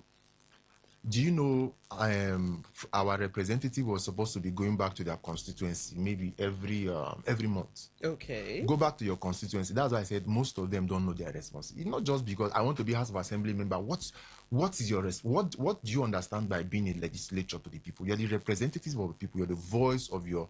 We have the two voices. All right. of our people in the House of Assembly. Do you know that you're supposed to be going back to your constituents maybe every month, have an open interaction with your people? Maybe you can call it a town hall meeting, where you now have a feedback mechanism system from your people. Now you now hear from them, we're having this issue in our constituency. The houses or whatever, we're having bad sanitation, we're having bad roads, we're having the surge in house rent and the rest of them. This legislature can now go back to the House and present it. These are the problem of my people, and you pass make a bill concerning it, and the House will sit down and discuss about the issue. You understand? So for me, they are not doing what they are supposed to do. For 4 years, as a legislature, in as much as, yes, the politics, the intricacies is very important, but you must understand, like I always say, you must understand that your mandate is to serve your people. Your mandate is not to serve a particular man. Your mandate is not to serve the governor. You understand? Your mandate is to serve your people. Your people that sent you there, you represent their voices. So whatever happens to your people, you take it down to the House to discuss. Before I ask you, I want to ask you scores, actual figures on a scale of 1 to 10, actual figures concerning lawmaking, representation, and oversight. But before I ask you that, you sound, or some could say, that you're sounding like an idealist. Here's why I say this. I just finished a conversation with Sir Emmanuel Ndukwe about the way we play politics. Osun State was the case study, of course. Having thugs from Edo State in Osun State to go and attack Adeleke and his family. We also have, I think, a certain individual who said he was going to take the fight, or the fight to be taken to the bedroom of someone else, and vote, I think it's J.K. Pele who now calls it vote trading. So a lot of, there's been a lot of degeneration, or further degeneration in the political play that is the chessboard of politics. Now, having all of that in mind, that look, crazy things are happening, are you sure you're not, well, like I said, being too much of an idealist than a realist? I balance my thoughts. I balance both of them, idealism and realism, right? All right.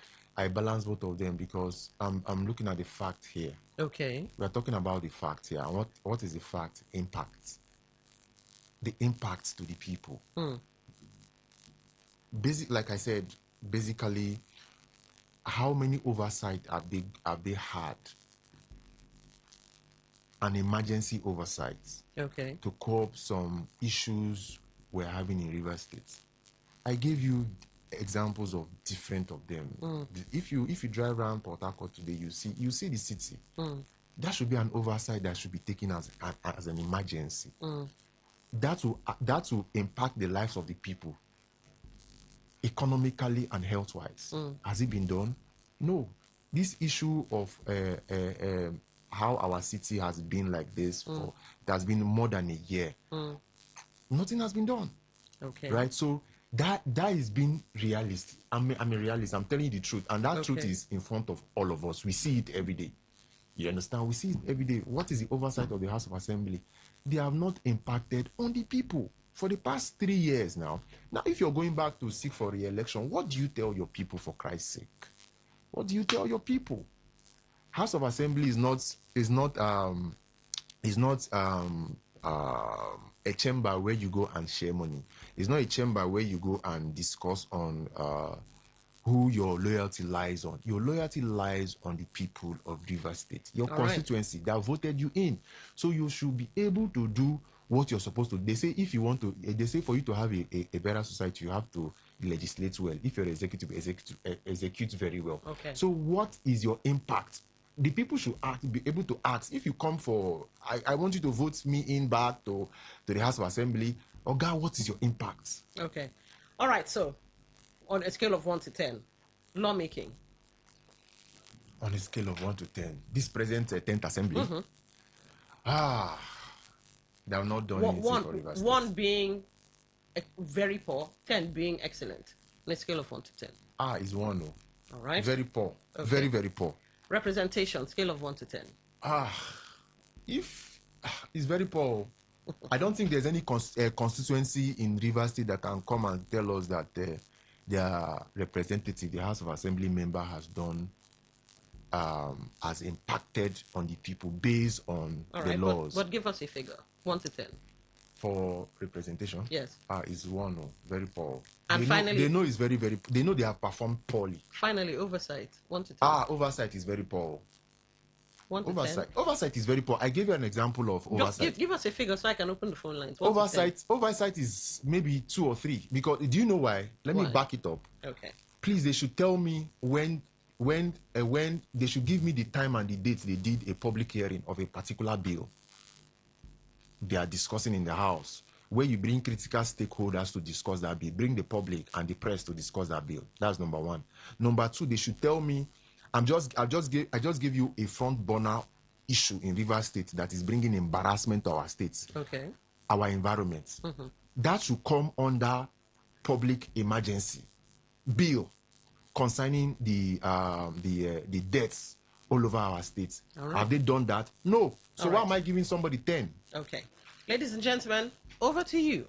Scorecard of the River State Assembly on the table. On a scale of 1 to 10. That's not to say you're restricted to just calling in and telling me that, but on a scale of 1 to 10. Lawmaking, representation, and of course, oversight. Let's get your thoughts. 95.1, welcome to the show. What's your name? Where are you calling from? Good morning, Lady D, once again. Good morning, Special Douglas. Thank you so much. Lady D, I didn't meet your guest, but that's okay. I would have said that it would have made a very good, idealist, but it's just that he's pessimistic. He sounds very pessimistic, and it sounds like someone who appeared in that studio with a clear mind, as an analyst. Special Douglas. Wait. No. I'm moderating. You know you're famous for going after the guests. Stay on topic. That's the topic now. But the guest is not the topic. You can touch on what he raised, yes, but the guest is not the topic. The issues he raised. I want to give an example, like the house.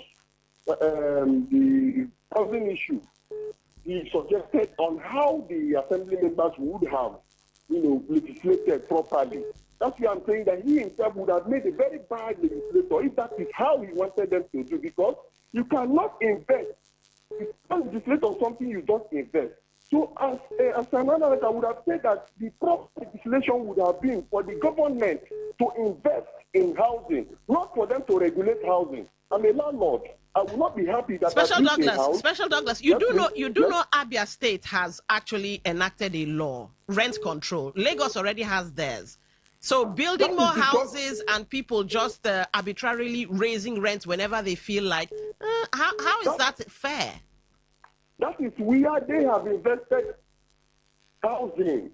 Abia State has invested in housing. Lagos State has invested in housing. All right. What is the investment of state government in housing? Okay. That the legislator should take it as a priority. So I think our legislator will not take it as a priority because the governor has invested in housing. Hello?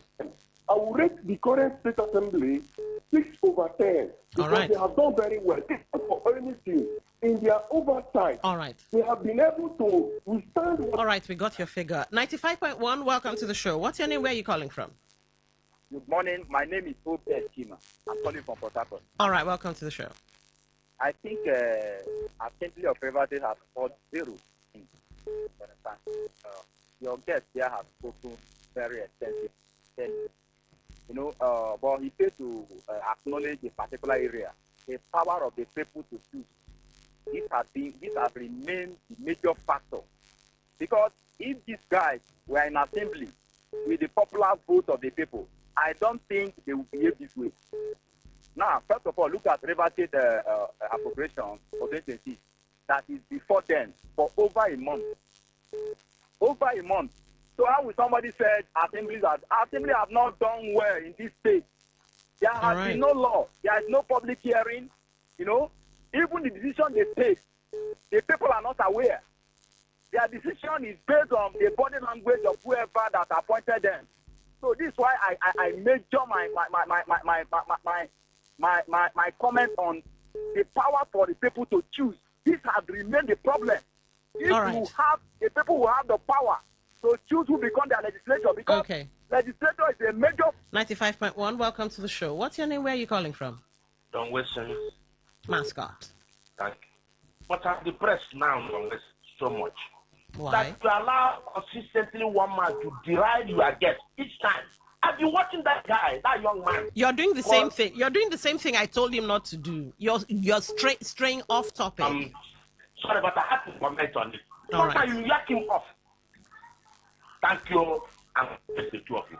All right, thank you, Mascot, for calling in. And I actually did. I did step in, but okay.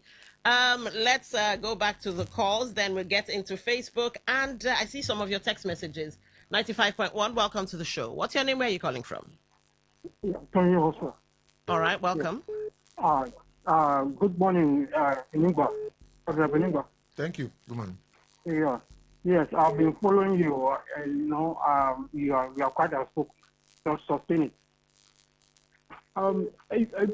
We are in democratic era, and we know what democracy is all about.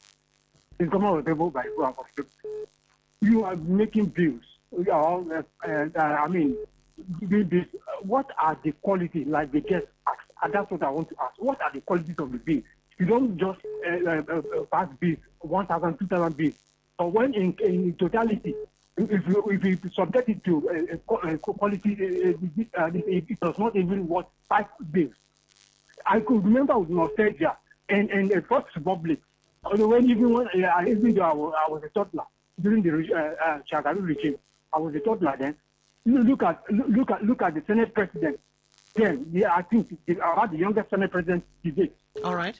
When they go, you see them going through the first, argument for the benefit of people.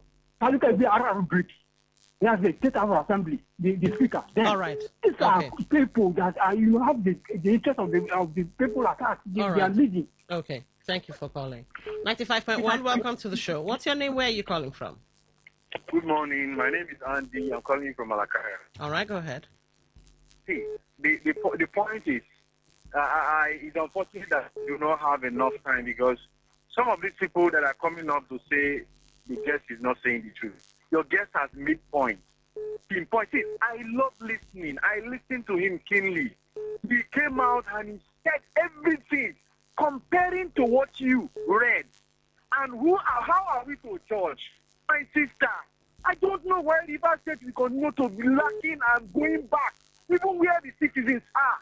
When you see the truth in front of you, you want to say one thing or the other. But it's unfortunate, but I'm not being surprised, because that is how humans are wired.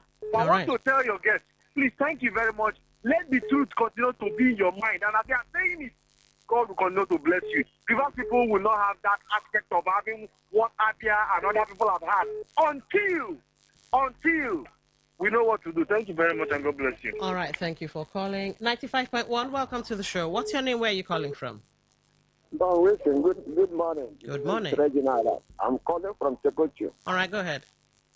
Don Wilson, the thing is that the River State, the 10th Assembly of River State House of Assembly has performed poorly below the people's expectations. Probably because of the political crisis in River State.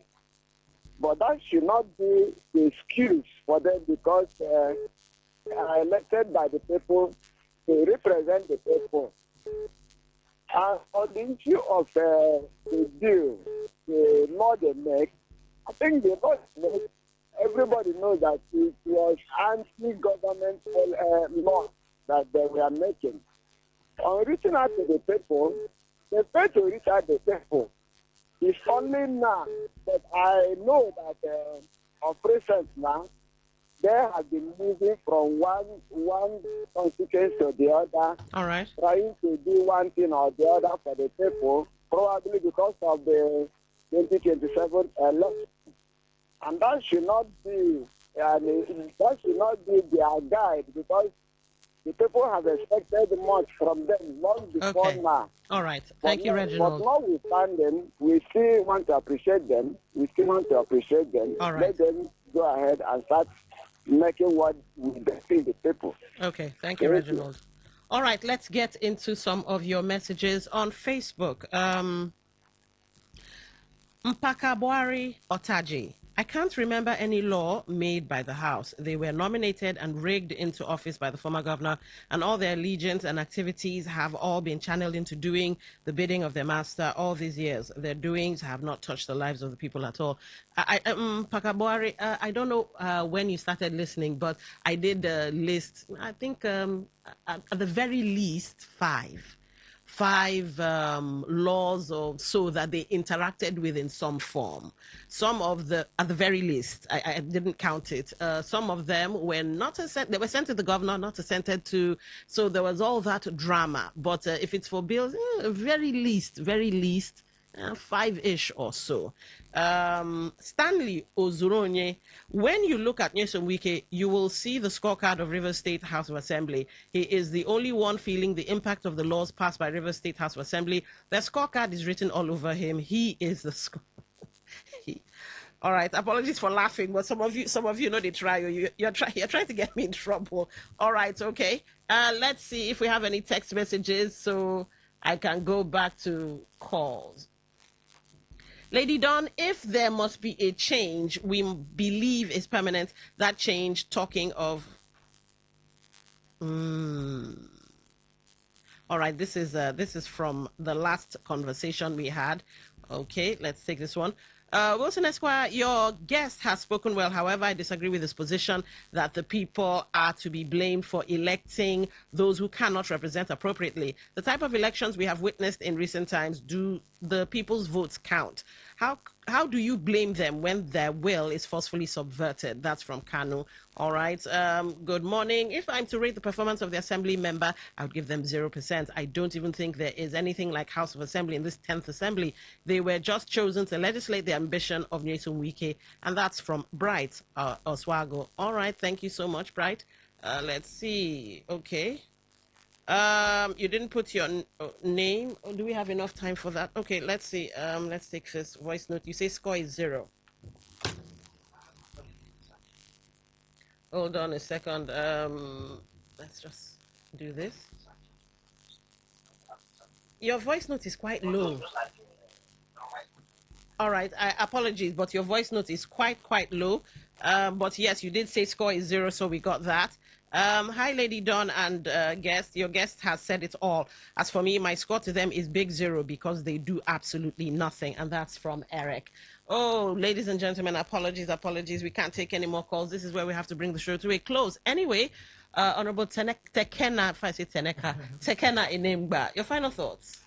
Okay, my final thoughts concerning this issue is we have another chance to make as a people to elect representative that will, represent us very well in all the 32 constituencies in Rivers State. And if you don't come out and vote the right persons, how do you get a very good assembly? All right. Thank you. Ladies and gentlemen, on that note, this is where we bring the Express show to a close, and then we segue into the law today. We already have the legal eagle or legal luminary or the Esquire in the building. And on the table is Osun State. Stay with us.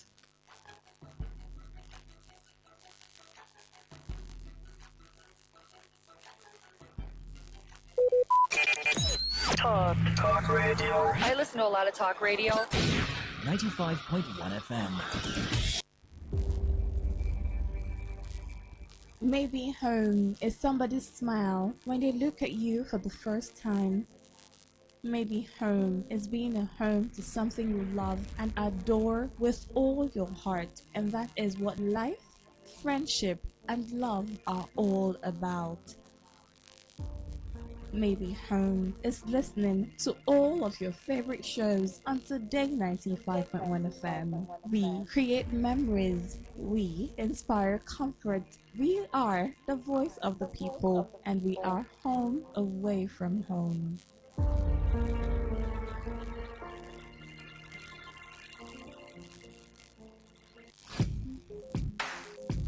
Looking to grow your business? Ready to elevate your brand and reach the right audience? This is your moment to take your brand to the next level with Today 95.1 FM. Your trusted voice, reaching thousands of listeners every single day. From startups to established brands, we create powerful advertising solutions that boost your visibility and drive real growth. Our affordable advertising packages are designed to give your business maximum visibility and real results. Don't just advertise where people are listening. Call us today on 0818-389-2850 or visit our station to book your slot now at Today FM Drive off East West Road, Obiako. Today FM 95.1. Your voice, your market, your success.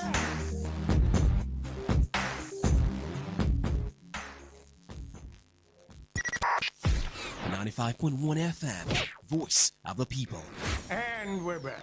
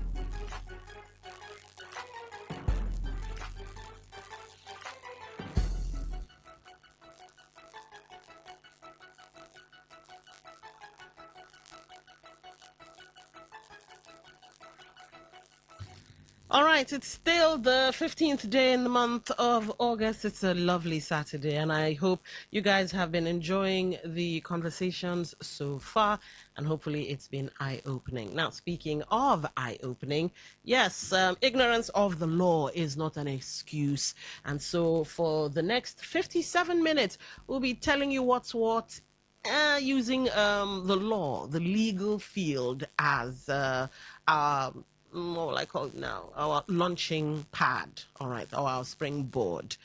My name is Don Wilson. Of course, Legal Eagle is living, gifting Jamala. I said it properly this time, right? Very well.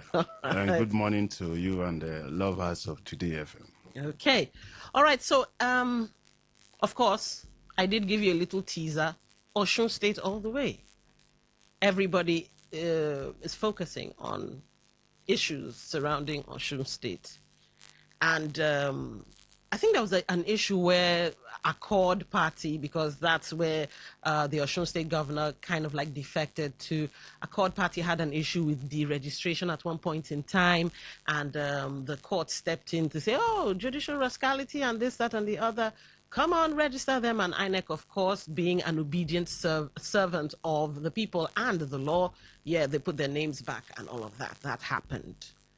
And then we had the issue with the Edo State governor, that's Monday Okpebolo, depending on who you're speaking to. Some say Okpebolo, some say Okpebolo, whatever. But yes, he had the issue with the Edo State governor. And then, of course, the Edo State governor fired back. Oh, you're dancing, you're this and that, you know, kind of mocking him. So that happened. And then, of course, we had the recent issue of the clip you listened to earlier on around 8. The Edo State thugs who have gone into Osun State to capture Adeleke for daring to bandy words with the Edo State governor. So they've gone into Osun State to, I guess, more or less kidnap Adeleke. Say in body go tell him if he puts body, that kind of thing. And they also intend to attack, from their words, of course, they also intend to attack Davido, their Deleke family, this and that. And they were making these statements while security operatives with red berets were just passing by. So that happened. And Davido came out to say, from reliable intelligence gathering, I don't know where he got his information from, he's been told that soldiers intend to deny him entrance or movement in Osun State. That's happening as well.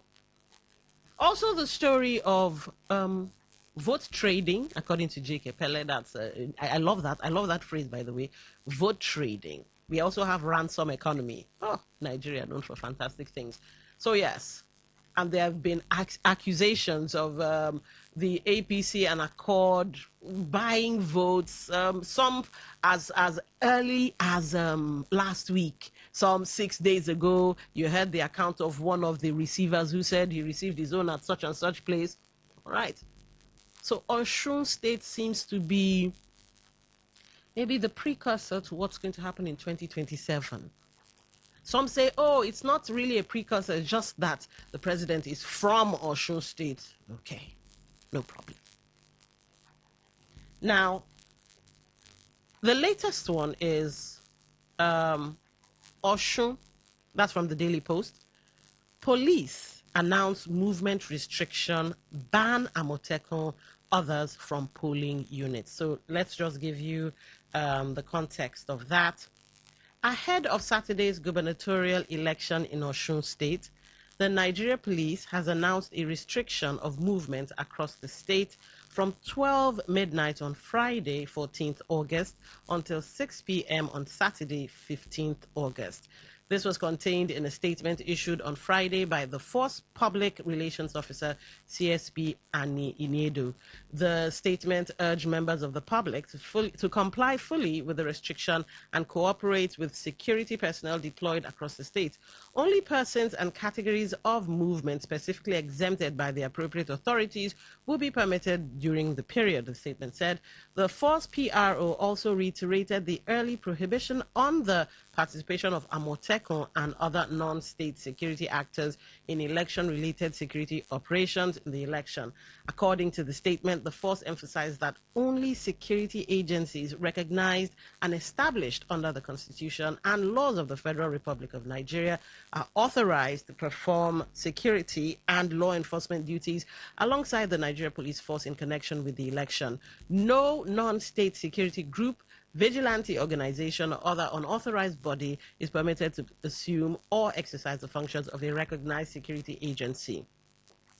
The Force PRO said such groups are directed to stay away from election-related security operations and refrain from any activity capable of intimidating voters, disrupting the electoral process, or undermining public peace and security. So that's what the Daily Post has out there. Now, here's where you come in. I think we have posts running on Facebook, so you can start dropping your thoughts there. Here's where you come in.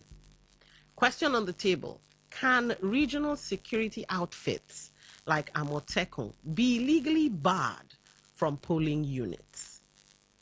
And that question and others, we have our legal eagle to answer. But when the time rolls around for you to call in or send your text messages, here are the numbers. For calls, 0810-9510-951. That's 0810-9510-951. For text messages, WhatsApp messages, and voice notes, 0701-9339-962. That's 0701-9339-962. Now, you can also connect via our social media handles, YouTube Live, Today951FM. That's Today951FM. On Facebook, like I said earlier, you can go and leave your thoughts there. Today95.1FM. Instagram, X, and Twitch all have the same handle, TodayFM951. That's TodayFM951. Via the website www.todayfmlive.com, you can listen live. That's www.todayfmlive.com. Now, tune in, Radio Garden. Those are apps you can get off of Google and the Apple Store. Download and then search Today 95.1 FM. I think you're all caught up. Final one is keep it super simple. So when you call in, please, I beg of you, 1 minute. At the very least, 1 minute. So I'm not forced to yank you off mid-sentence. All right. Welcome to the show once again. And thank you very much for having me. So let's start off with the easy one. Do the police have the right, constitutional right, to institute curfews of any sort? I think it will give us a little civic education for us to discuss in arriving whether or not the police will have that right to, yes. Basically, you know that Nigeria operates a constitutional democracy. Okay. And our powers are derived from the Constitution or any other enabling laws, which are must derive its source from the Constitution. Now, we're also aware that in the Constitution we have, when they call about the sharing of responsibilities by the state, federal, and local government, where we have the exclusive list, the concurrent list, and the residual list. Now, security, amongst others, are part of those items that falls within the exclusive list of the federal government. So it is the federal government that regulates issues of security nationwide. It is not shared with states. Now, there is this debate, and which is going very fast, to the extent that Mr. President wants to amend the provision of the Constitution via the National Assembly for introducing state police. Now, the police, establishment of the police can be seen in section 214 to 216. Okay. Now, section 214 sub 2, sub 1, make the police to have the general governance, and that no other part of the state can establish a security force. No other part of any state can establish a police force, the name you call it notwithstanding.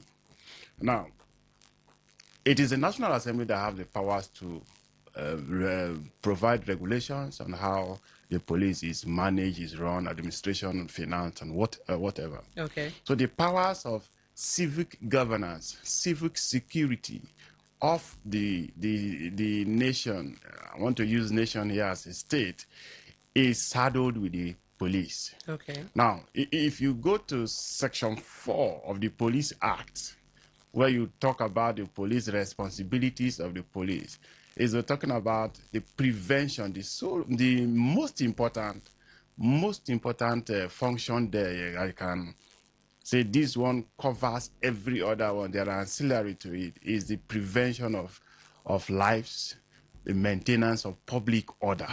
Okay. Now, if they have the mandate to protect citizens, their belongings, and they also have the mandate to provide public order. And if in the wisdom of the police, the administrative head of the police, he has seen that there is a likelihood, there is a likelihood of breaching public order and peace if we allow citizens to operate on those days, especially with respect to a national assignment, can we at the present curtail the movement of the people with respect to this particular assignment? Okay. And remember, the police is acting under the instructions, ordinarily is an appointee of Mr. President. All I right. know it is a national, there's this national something council that combines both past presidents, Justice of the Federal Republic of Nigeria, and some other big vice president and the president that also approves, gives a nod to the recommendation or nomination of but it is the president that appoints. Now, he's also answerable to Mr. President.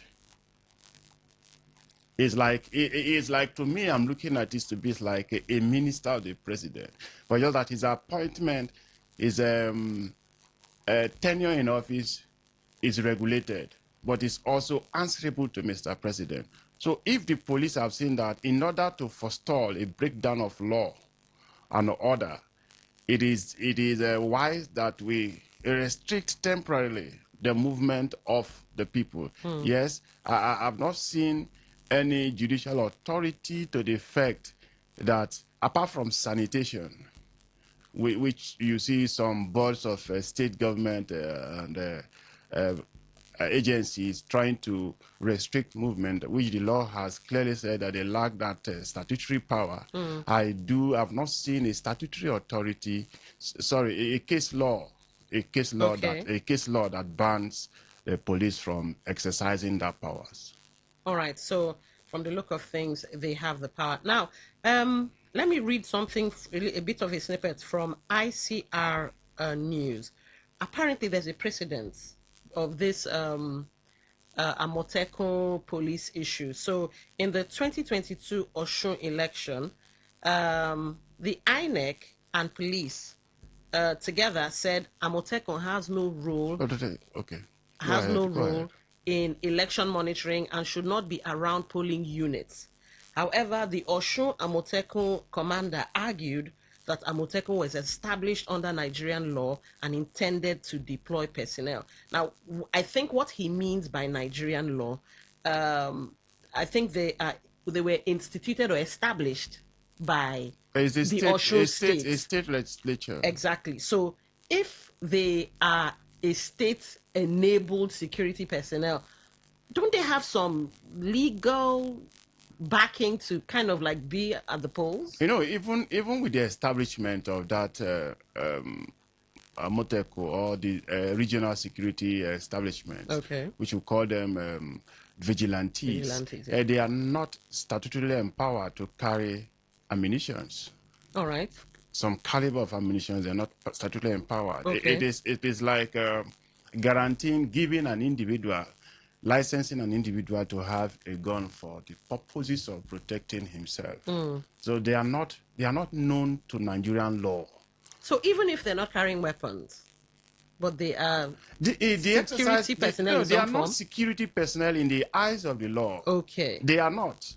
Now, in the eyes of the law, the only civil security we have now is the police and maybe the civil defense. I mean civil security that we have. We have the police and the civil defense. Okay. Others are unknown to law. They could be a state creation, and which that is why you can see. And when a state creation and a national creation meets on powers that is vested on the national security, national body, who will bow. So it is that particular state unknown law, national law, that will bow to the national law. That's the point we're trying to make. All right. The election is a national assignment. It is a national responsibility. It is not a state responsibility. Okay. If the state were to conduct a local government election and they feel that they are lacking manpower in security, they can deploy the Amotekun. All right, fine. Interesting that you should say manpower, because we know that the police are stretched thin. They don't really have the numbers to secure the entirety of the nation. And then the Constitution does give the state some level of power to secure the state. So which should override, what will I call it now, jurisdiction? Is it the Constitution? Is it the National Assembly, or is it the state? You get where I'm coming from with this question. But remember I said there are items that are exclusively the federal government's. Okay. Exclusively. All right. No matter the interest you have. So security is exclusively federal government? Exclusively the federal government. Are you sure? Yes, it is. But security is one also, of the state governor is the chief security officer of the state. Chief security officer answerable to who? Okay. Have you seen the commissioner of police answerable to government if there is a superseding interest from the center? All right. Security is the exclusive reserve of the federal government. Currency is the exclusive reserve of the federal government. And other things. Okay. So when you say it is the exclusive reserve of the federal government, states, local government, they do not have any hand. They can assist. That is the agencies of that federal government domiciled in the various local states and local government. Mhm. That is why you see Commissioner of Police, the state government buying vehicles to support security in their state. They are not the ones saddled with the responsibility of appointing, promoting, or regulating how they function in the particular state. No. The command of the Commissioner of Police is to the DIG. From the DIG to the IG of police. And if the IG of police want to intervene and communicate directly, it calls the Commissioner of Police, and not the governor. All right. Let's say that the Amotekun they're told, okay, do not wear your uniforms, be on mufti, don't carry guns, but still be around in some form. Are they contravening any law? If they appear in out of uniform, because I think they have a uniform they wear. Yes, generally, the Constitution gives us the right, generally, to arrest. You can arrest. Okay, so it's civil It's arrest. civil, yes, you can arrest. But after arrest, what do you do? If you see someone committing a crime, you can arrest the person if you have the means to do so. But after arresting the person, what do? You submit the person to the nearest recognized security apparatus that is close to you. All right. If the nearest police station is there, you submit. And that is why we have argued in several places that the Amotekun we are talking today is same like the various OSPAC operating in our localities. All right. Do they have a right to detain, arrest, and detain someone in their facility? The answer is no. Okay. Once you do, yes, security belongs to all of us. Why we are giving the institution, the Nigerian police, to manage the affairs of security, civic security, we also have where we see wrong to correct. And so we also have that powers to arrest if your powers can carry you physically. If you see a thief, you arrest, but what do? You hand over to the security for proper profiling and prosecution. So then that means that's a workaround now. The Osun state government can say, okay, be out of uniform, don't carry any guns, but this is how you carry out your security in the interest of the state. Become a civilian. So they can arrest or deter and then take them to the police officers? It can be a general advice to everybody. In fact, it is incumbent on families to advise their words that once you are going out, not just on election day, you have to be always security conscious. So it could be a general advice, but even if, although if the governor says so, at least giving them the element of providing security for the purposes of election as deployed by police, civil defense, and military, it has not. All right. So what about an Amotekun officer who maybe might be in uniform, he chose to wear that, and he's coming to vote and all of that? Can the police arrest him? That I would not, to the circumstance. I would not say he has committed any offense in the circumstance. So why do you say that? Yes, the uniform is identified to be Amotekun. But has it committed any offense, or have it gone contrary to the advice, the instructions given by the IG of police, which is like a police officer who is not on duty but is wearing his uniform around his vicinity. But if he has not committed any offense, so long as he's not moving there with a gun, he's not going there to cause havoc in the name of arrest. Fine. I don't think he has committed any offense. All right. So that is me thinking, not law talking. All right. So let's say on the off chance that an Amotekun officer is arrested, maybe for being in uniform or whatever, what exactly would he be charged with? That is the answer I just gave you, because it will be difficult to say he has committed social offense unless he is seen, like I painted earlier, unless he's seen committing a crime. A crime. So there is no name for this. There's no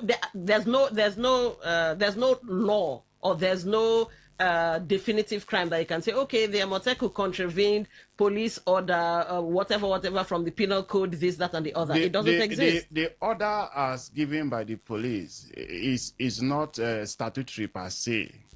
It is an administrative. No, I'm coming.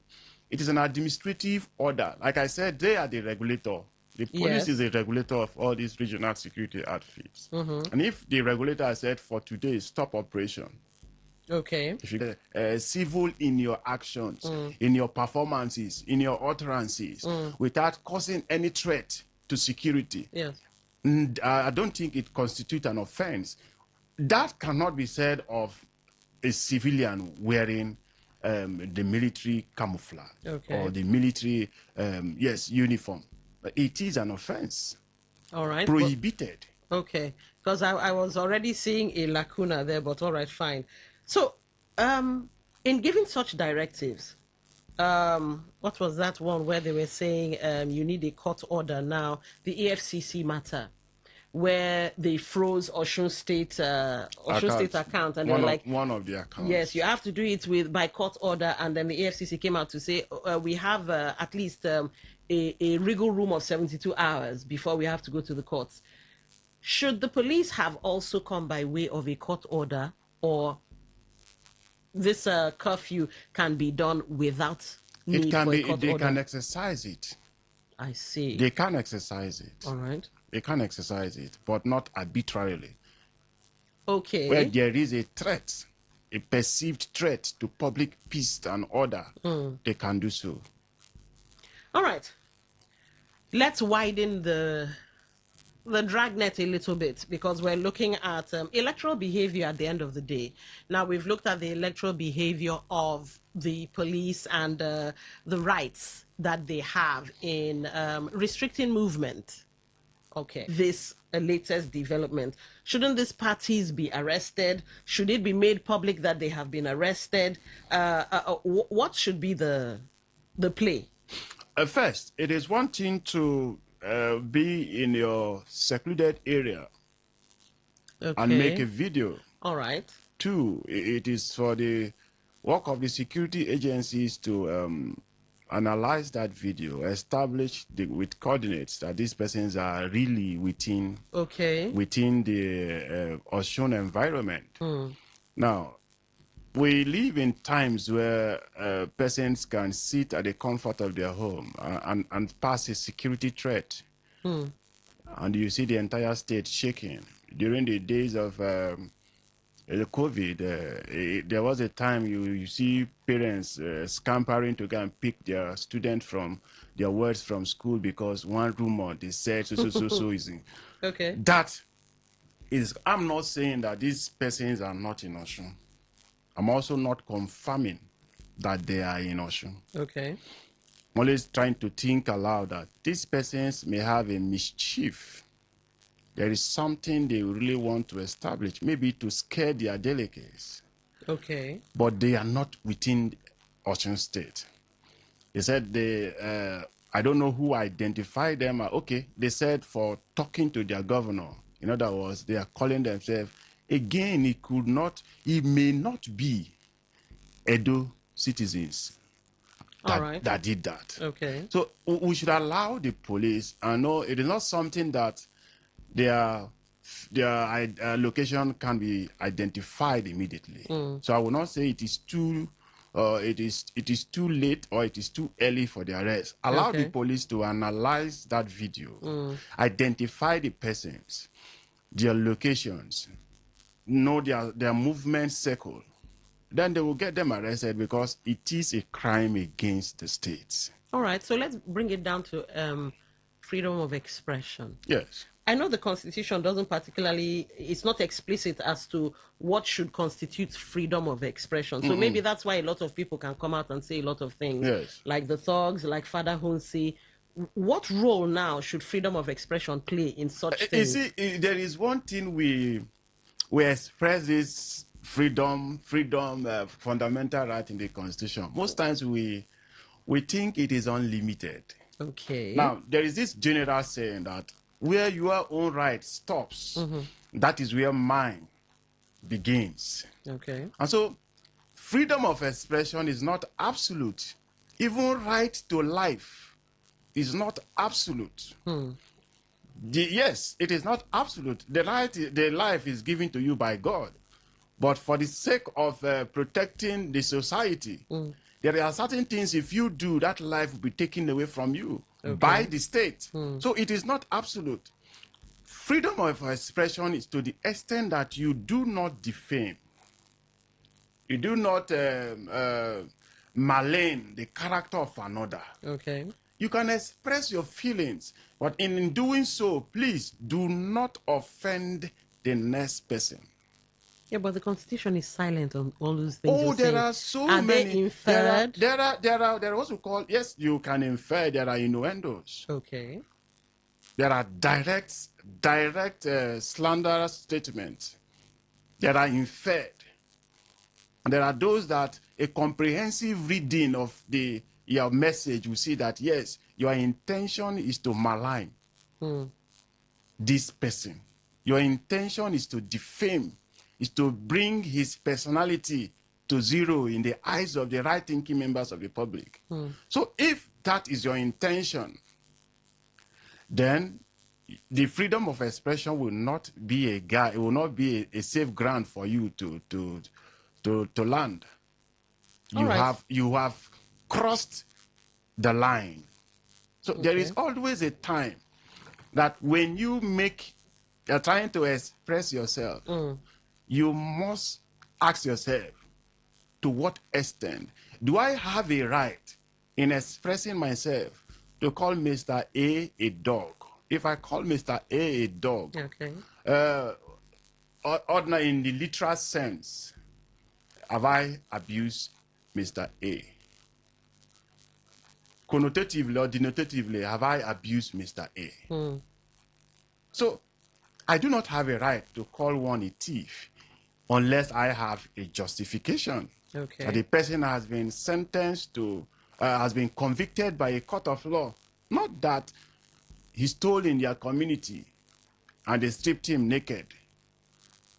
I must have a justification that this person was once convicted of theft or armed robbery before whatever. I cannot just say you are corrupt. If you say I am corrupt in the public, you have to prove it. You must have a justification to prove it that I am corrupt. Okay. All right. Before we get into, I have a River State question for you concerning electoral speeches and all of that, but let's still focus a little bit more on Osun State. Let's bring in INEC. We've looked at the non-state actors part. We've looked at the police's role. Let's look at INEC's role in all of this now. So between INEC and the police, whose responsibility? I understand the constitutional right of the police and all of that. Does INEC share any responsibility in securing polling units? The INEC relies solely on the institution of INEC is an agency of government. Yes. Now their work is different from that of providing security. That is why you see most times you see the security agencies deployed. All right. It's for the purposes of protecting the INEC officials and the INEC materials. Now, if you look there are security personnel that are stationed in a little bit far away from polling units. All right. Those ones are providing general security. Okay. There are security personnel that are always moving with INEC personnel and their materials. They are to protect the materials at all time and the INEC staffs. Okay. But where security now, they are being overwhelmed. The security that were set somewhere to provide a general cover can now intervene. That is why you see the military, they always, although we are abusing the use of the military in our elections, because they have, that is a debate for another day, they have no role in our elections. The responsibilities of the military is very, very well provided. Bringing into our election has just been conventional, and every government sees it as maybe another avenue to spend more money of the state. Okay. But if not, the responsibility of INEC is to conduct the exercise. The responsibility of security agencies is to provide a safe environment for INEC to conduct their exercise. They are not sharing powers with respect to security, and they are not also sharing powers with respect to conducting an election. All right. Okay, let's bring it down to River State now. I want to read something to you, but I'm pretty sure you already know the story, but I want to read it to you still. Still on electoral behavior, drawing from the thugs in Osun State and all of that. The African Democratic Congress ADC governorship candidate in River State, Gabriel P. Domson, says party members and supporters will approach the 2027 general elections with the Holy Bible in one hand and the sword in the other. P. Domson stated this during a forum with the leadership of Frontiers for Peace and Unity, FPU, in Port Harcourt. He urged ADC members and supporters not to attack anyone before, during, or after the elections, but advised them to defend themselves with the same strength deployed against them. The ADC governorship candidate also cautioned an individual who threatened to take the fight to the bedroom of the people of Ikwere local government area, saying the blood they intend to shed could be their own, as he also warned that no individual has the right to threaten anyone ahead of the forthcoming elections. P. Domson, who described himself as a non-transactional politician, promised an inclusive administration if elected governor of Rivers State. All right. The paragraph I'd like us to focus on, since we're still drawing from the thugs, and I think we might even bring in Father Hunse into this now, given what he said. He urged ADC members and supporters not to attack anyone before, during, or after the elections, but advised them to defend themselves with the same strength deployed against them. What would the law say about this? To me, I do not see anything that he has said that is contrary. Okay, let me paint you a picture. Yes, paint the picture. Let's say somebody comes with a gun, and P. Domson has said, defend themselves with the same strength deployed against them. In fact, his actual words were same aggression. I don't know if I should play the clip. No, You want to listen? No, there's All right. the letters are okay. So somebody comes with a gun. That means you should have a gun on your person as well. It may not literally be so. Okay. We have seen in situations where some group of persons will verge into a compound only for one of them to be disarmed by the owner of the compound, then use same to attack them. So it may not necessarily be that if you are coming with a gun, I should also have a gun. I may not have a gun. I may have an arrow. I may have what they call the sling, or the local one they call it catapult. Okay. I may have a knife, but God can give me the means of bringing the Goliath down with my stone. And so there is the right to protect yourself is first given to you by God. Now the state has also added it to it. That is why you say the self-defense come in. And I like the choice of words that he used. In the same manner, in the same aggression. Okay. So in other words, do not exceed, because if you exceed, if you are being attacked by with a what do you call it, jackknife, or yes, let's use a knife, and you say no, I'm being attacked with a knife. We have AK-47. You're bringing out the AK-47 to shoot. That is not in the process of self-defense. You have actually committed murder, because the instrument, the item you use in attacking the person who, though first attacked you, far exceeds. They are not commensurate. Okay. And now, so in the same likewise, he has asked you if they are coming with a knife, and if you have knife around you, defend yourself. It's a general principle of law that endures every citizen of the country. All right. But first, do not be the attacker. I will not encourage you to attack. But generally, even animals, when you see there is threat to life, the things you do to survive that environment, they are spontaneous. It's not something that rationality will bring into play. You just find yourself jumping out of 3-story building because you heard there is fire inferno. There is inferno upstairs. So that is what happened. Self-defense, you can defend yourself, but make sure what you are defending is even maybe less or commensurate with the one the attacker used in attacking you. All so right. I do not see that Pt2 in the circumstance has made anything contrary to what the law expects. But the one for Equatorial local government, which I saw that video, and I said I do not blame the person who made that video, and because if the commander-in-chief of the Federal Republic of Nigeria will come to say in politics all is fair, in other words, the end justifies the means. Okay. I know this is not the first time he has made that statement, similar statement, when he said, with all costs, grab the power. Okay. Now those statements triggers what we now see in the Equatorial local government being champion. Now, it is the responsibility of the police in the circumstance. It is also the responsibility of INEC to come after these persons. All right. That of the Osun State Senator, I saw a video where he said he honored the invitation of the Commissioner of Police. But that was the end. Till now, nothing will happen. Okay. Because all is fair in politics. All is fair in politics. Ladies and gentlemen, here's where you come in. We've been looking at electoral behavior using Osun State as a kind of launching pad. So the police announced movement restrictions and they banned Amotekun and others from polling units. We started off with can regional security outfits like Amotekun be legally barred from polling units? And you've heard from the legal eagle that, well, the police has a constitutional right of sorts. But do you have any questions, or do you have your own thoughts, perspectives? Because from Osun State, we got into, well, still on Osun, the thugs who made the threats. And then we got into Pt2, got into Wanosike, got into Father Hunsi, because, well, electoral behavior is what's on the table.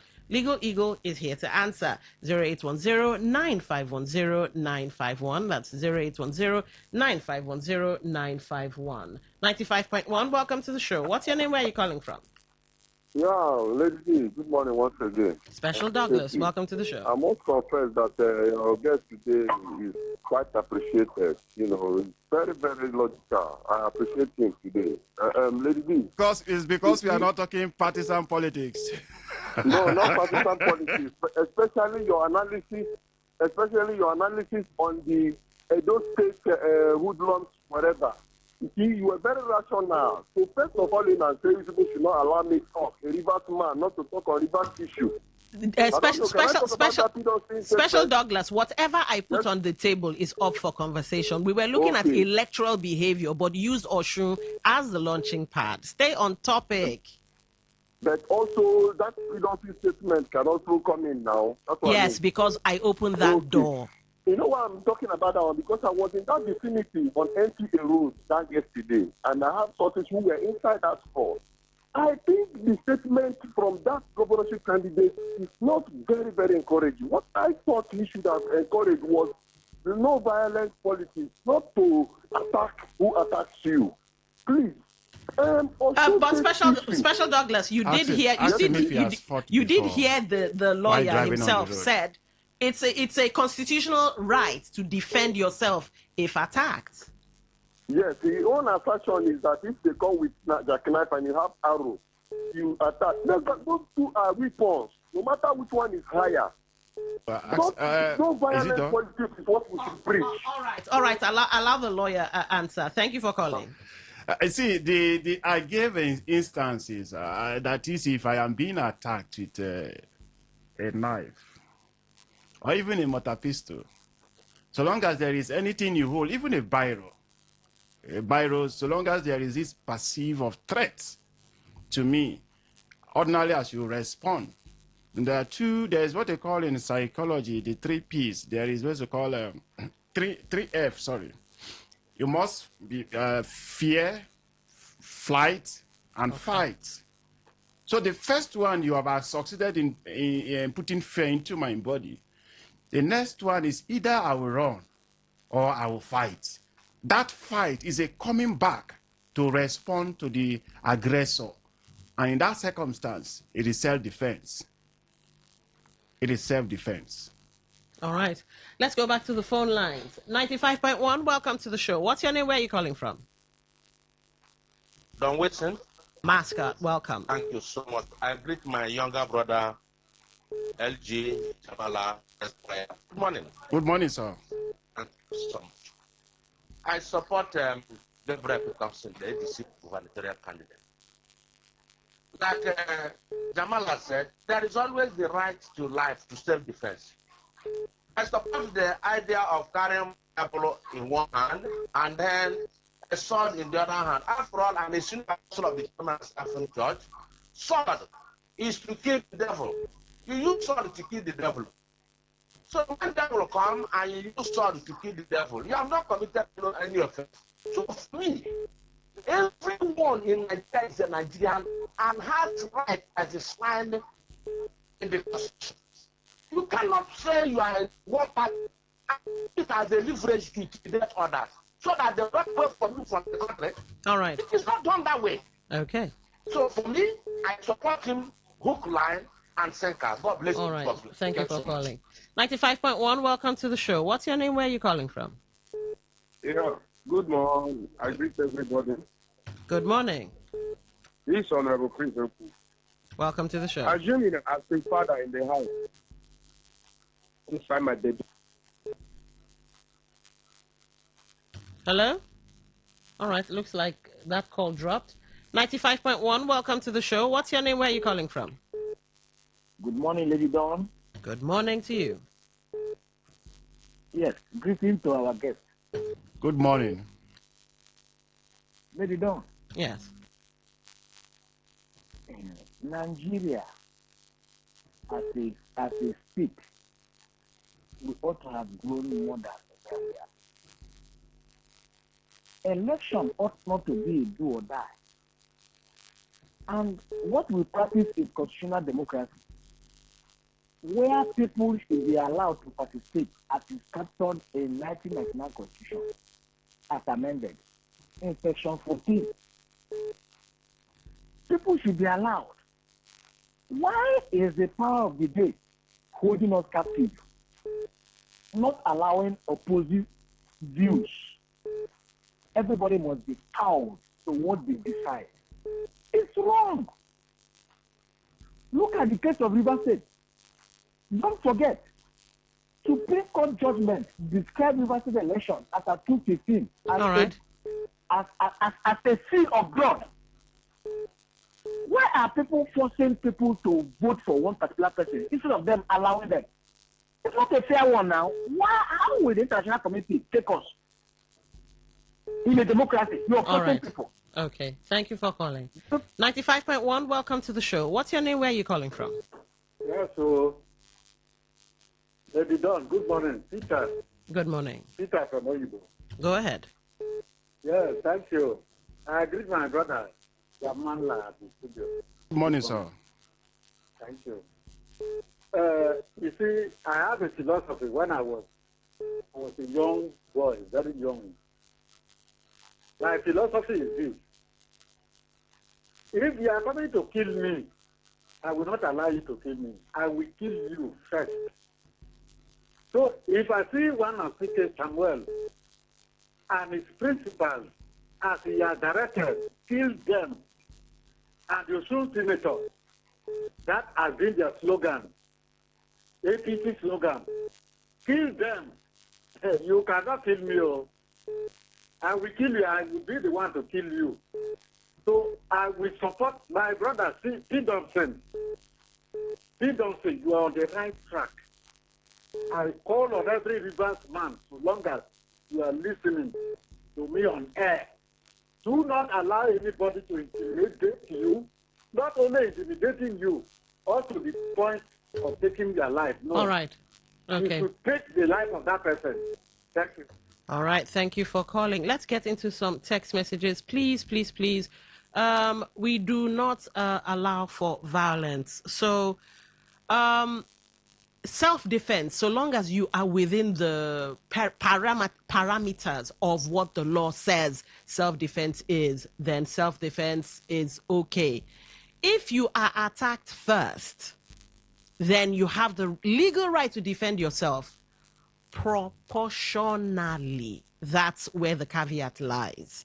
All right, let's get into your messages and see what's what. Of course, it needs to be said, the thoughts, perspectives of the callers remain the thoughts, perspectives, and feelings of the callers. In no way, shape, form, means, or manner does it reflect the thoughts, perspectives, or feelings of Today FM 95.1. All right. My dear sister, I can even say okay, this is somebody sending in a late message. That's for the last conversation we just had. Good morning, the Dawn. Amotekun is a creation of state law, and the federal government uses them to rescue kidnapped victims. And now they are no more useful for election matters. We pretend too much in this country. Why are you now creating state police? After creation, can't they operate with all the powers, Mr. Dennis? Well, Mr. Dennis, let's wait and see what the state policing bill is really all about. But you just heard the legal eagle say, well, the Constitution, and if the Constitution doesn't grant such powers of state security to vigilantes, because no matter how you slice it, the Amotekun are seen as vigilantes, then, well, there we go. All right. Let's see. Wilson Esquire, what's going on in Oshun reminds me of the 1983 general election under the presidency of Alhaji Shagari of NPN party. The ruling party, NPN, openly declared they were going to win, landslide and moonslide all over the country, regardless of their poor performance. They went on with their capturing mission, especially in the West, East. The rest is history, and I rest my case. All right, that's from Kanu. Kanu, thank you for that. All right. I think, Bright, you sent this thing twice. All right. Good morning. I think the order given by the IG of police to Amotekun is purely political, because before now, the Amotekun have been assisting the police enhance effective security in Osun State. Why did the police feel that Amotekun would disrupt the electoral process now? Another point, if any uniformed man or woman is legally barred from duty for any reason, that person is not supposed to wear his or her uniform for any purpose. Otherwise, he can be charged for impersonation. Impersonation? Because those uniforms strictly signifies that you are on official attire, whether you act or not, Bright or swaggle. Impersonation? If you have your ID to prove you are who you are, I doubt it would be a thing of impersonation. Like the lawyer did say, you might be going against the police directive, so they would find a charge against you, but I doubt the charge will be impersonation. Let's check what's what on WhatsApp. Good morning, presenter. My name is Engineer Joe. Ha ha ha. I'm just laughing here. Your guess is hilariously exonerating P. Dumpton, but finding one Osike guilty. Is that not bias? Wow. Please call for an unbiased person to give fair analysis. They are both guilty because violent rhetoric knows nobody. All right, Engineer Joe, thank you for that. Good morning, everyone in the studio. Why is everyone only focusing on the defenders? What happened to the attackers? Must people come to attack voters in the first place? Then what is the essence of the election in the first place? Why must you force everyone to vote for a particular candidate in a so-called democratic setting? God cannot help us in this case. I support the ADC governorship candidate. What the ADC candidate said, Promise from Port Harcourt. All right, Promise. And you do make an interesting point of what about the attackers. All right, let's get into this voice notes and see what's what. My sister and my analyst inside the studio there, good morning. I pity those young guys that went to Osun State threatening the governor. See, young people should be careful now. In 2015, you notice what happened in Rivers State when the then governor said, if you are coming to Rivers State to rig the election, right their way.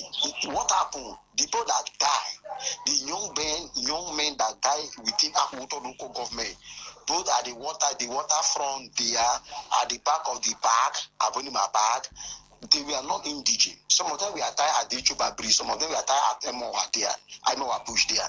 They were not indigent. Going to another person's state to threaten the governor and threaten his entire family. My brother, if not me, I know take them from you. And come to Rivers State here. Peterson does not say any bad thing, no. If you know how to shoot, another person know how to shoot. If you know, see, let me tell you something. Now, person will get gun, they shoot gun. Nobody's a monopolist of violence. I get me now. The governorship of Rivers State is not any person inheritance. Allow the state, allow people to contest. Don't say you want to attack. With what he said, me, I'm in full support. Me, myself, I'm in full support of that statement. If you know how to shoot, another person know how to shoot. God need to shoot for one person hand. All right, thank you for that. Let's make sure that all messages have been taken. We have to check Facebook. Amity Prince, you say on Facebook, all is fair in politics if they are, okay, I'm struggling here. If they are, okay, ban is fair. If they don't ban them, it's fair. So I guess you're saying either way is fair. All right, Amity Prince, thank you for that. Let's take this call and we'll wrap things up. 95.1, welcome to the show. What's your name? Where are you calling from? Yeah, good morning. Good morning, Honorable Chris O'Chris. Yeah, good morning. All right. I thank your guest to clear the air. See, as a father in the house, I'm robbed back into my house, enter my wife's room and my children's room, cock AK-47 while I'm on the back door, and I have a pistol or anything stick. So you want me to allow the armed robber to pull the trigger, pointing at my wife or trying to arrest her or anybody? So because of the law, here you should not try to do anything. I should allow the armed robber to kill my head. You see what they are telling me? Those people, see, the only problem is that Nigerian government, they know the people that, even the people that knocked people last time, they know them. How many of them are in the prison? Okay. Try it where I did now. You see hellfire. All right, thank you for calling. Interesting conversations always come to an end. What can we say? And this is, of course, where we have to birth this ship. But before we do, Legal Eagle, living, gifting Jamala. Any final thoughts? And my final thought is why we approach the elections. Please, we have had a very sad yesterdays in Rivers State. Can we tell them that we can do it better? Let's change the name of Rivers of Violence and have Rivers of Peace during our elections. Thank you very much. All right, on that note, get ready for Family Circle. It's been a completely political segment this morning. And why not politicize the family? Democracy in your family. Transparency and accountability. We point at the government and request or require or insist and demand on those things. Do you have same in your family? Stay with us. Talk radio. I listen to a lot of talk radio. 95.1 FM. Maybe home is somebody's smile when they look at you for the first time. Maybe home is being a home to something you love and adore with all your heart, and that is what life, friendship, and love are all about. Maybe home is listening to all of your favorite shows on Today 95.1 FM. We create memories. We inspire comfort. We are the voice of the people, and we are home away from home.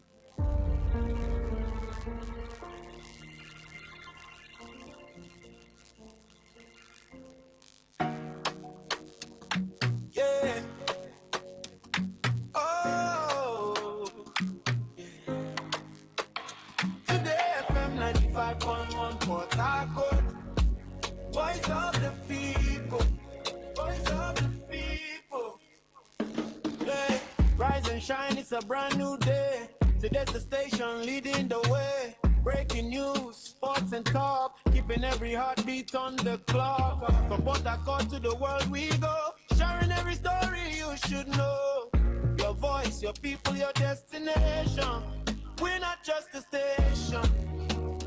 Today FM 95.1, the voice of the people.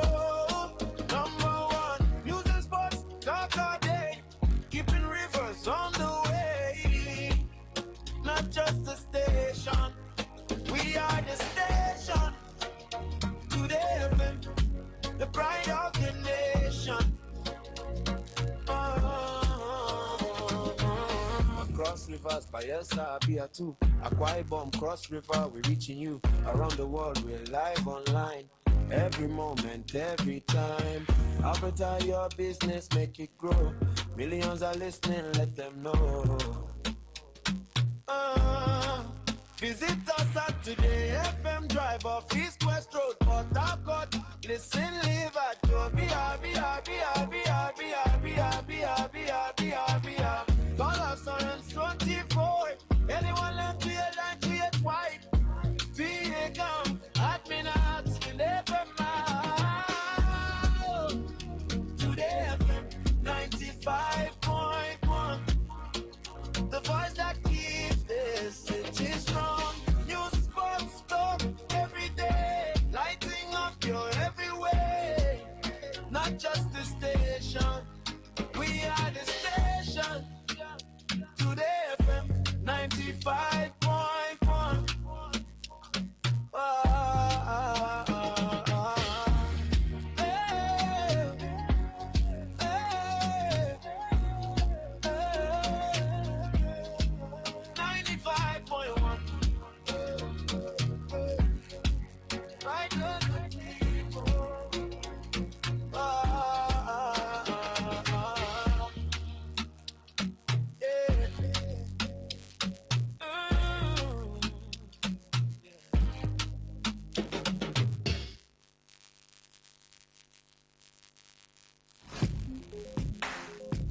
Looking to grow your business? Ready to elevate your brand and reach the right audience? This is your moment to take your brand to the next level with Today 95.1 FM. Your trusted voice, reaching thousands of listeners every single day. From startups to established brands, we create powerful advertising solutions that boost your visibility and drive real growth. Our affordable advertising packages are designed to give your business maximum visibility and real results. Don't just advertise where people are listening. Call us today on 0818-389-2850 or visit our station to book your slot now at Today FM Drive off East West Road, Obiapo. Today FM 95.1. Your voice, your market, your success.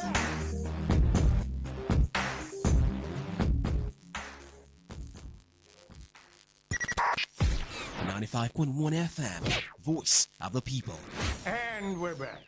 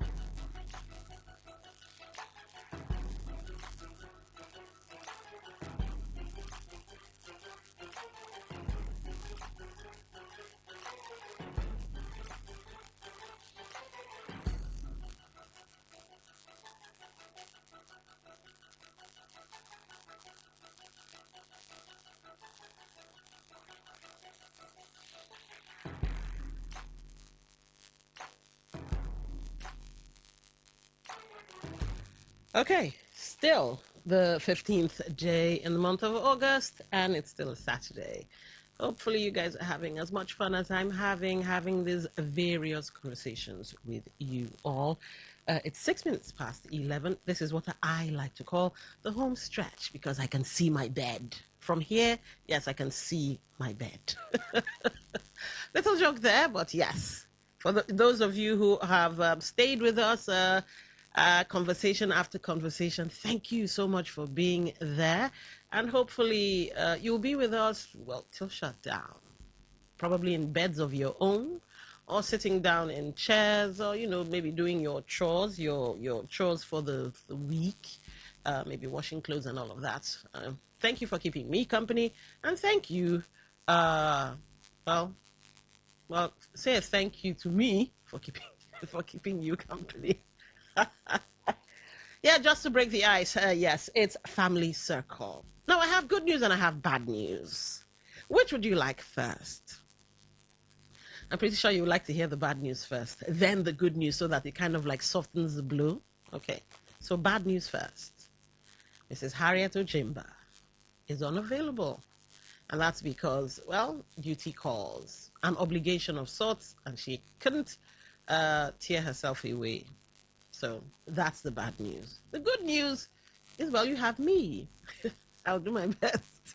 I'll do my best to give it to you hot as she does.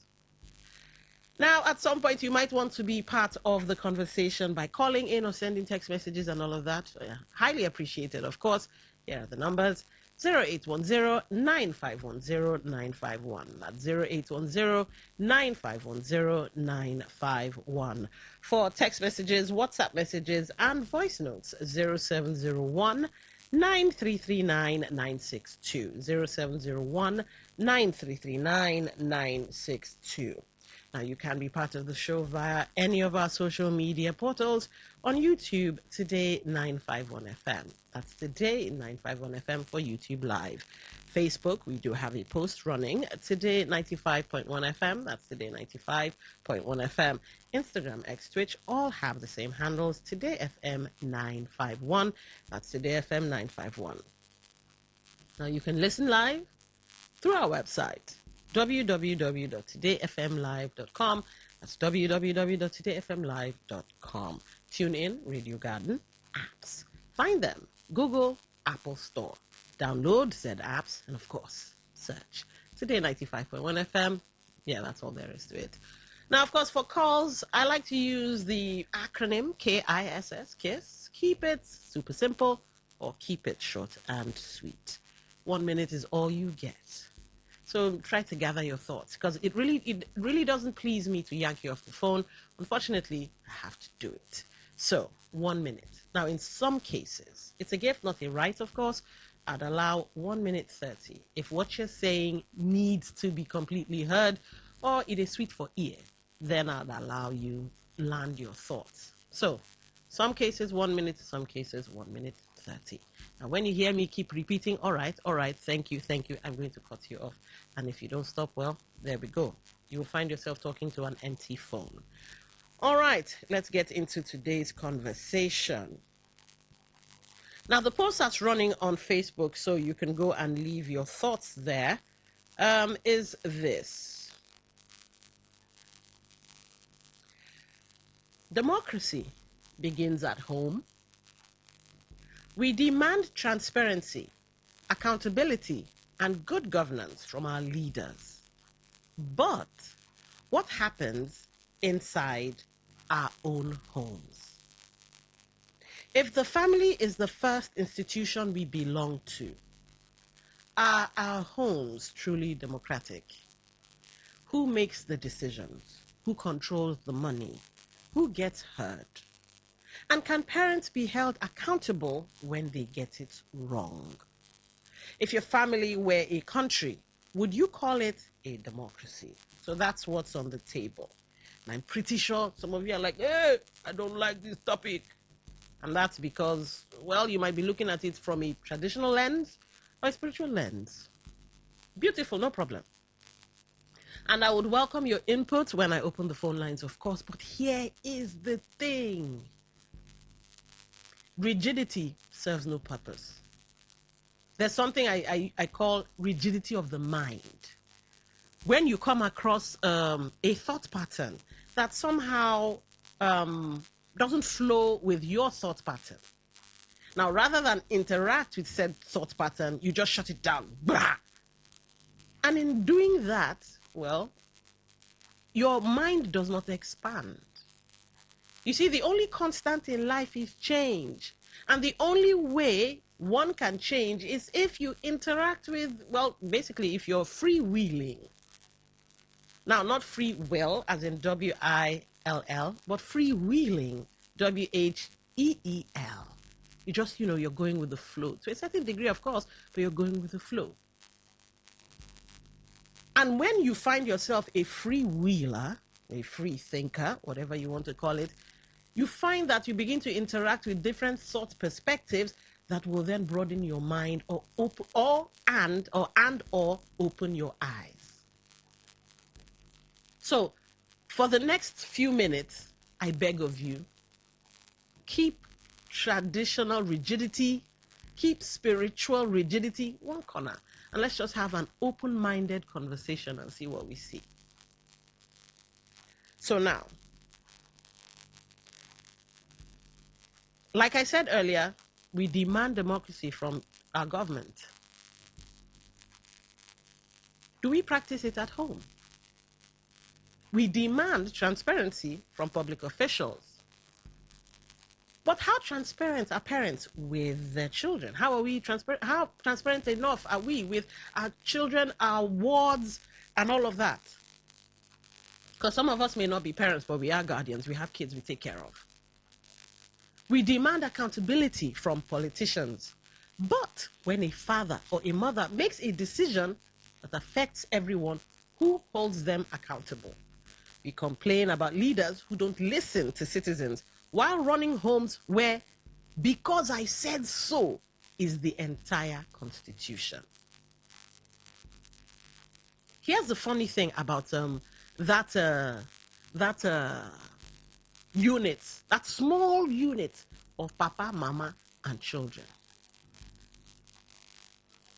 If you break it down, you find leadership, you find rules, you find resources, you find responsibilities, you have people with different interests and opinions, you have consequences for breaking rules, you have decisions that affect everybody. So can it not be argued then that the family unit is the first government most of us experience? So if the family unit is the smallest unit of government or smallest unit of society, what kind of citizens are we producing when the home itself isn't transparent, accountable, or participatory? So I have 3 angles of thought, and I'll probably give you 1 or 2 stories, but 3 angles of thoughts. Thoughts. The first one, who gets to make decisions in your family? And I'll be backing each one with a story. Who gets to make decisions in your family? And of course, if you're a father listening, or if you're a mother or a wife, and a wife, you'll be like, hey, my husband is the head of the family, and blah, blah, blah, blah, blah, blah. Okay.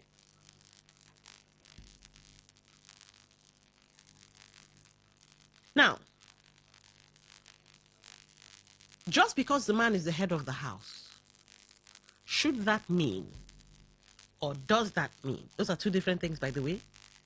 Should that mean mandatory? Does that mean, we're questioning it, everybody else loses their voice? Think about it. When lawmakers come up and say, we have banned this thing, we have banned that one, it makes some of us go crazy. Like the Obiakpo one of banning vulcanizers. I'm still wondering how that one will play out, but banning vulcanizers, you're banning street trading, you're banning motorcycles, you're banning this, that, and the other. Some I agree with. Some I'm like, let's think about this some more. Okay. So if we feel some type of way when they ban things that could affect us, oftentimes negatively, imagine your family members, you being the head, and you taking that unilateral decision.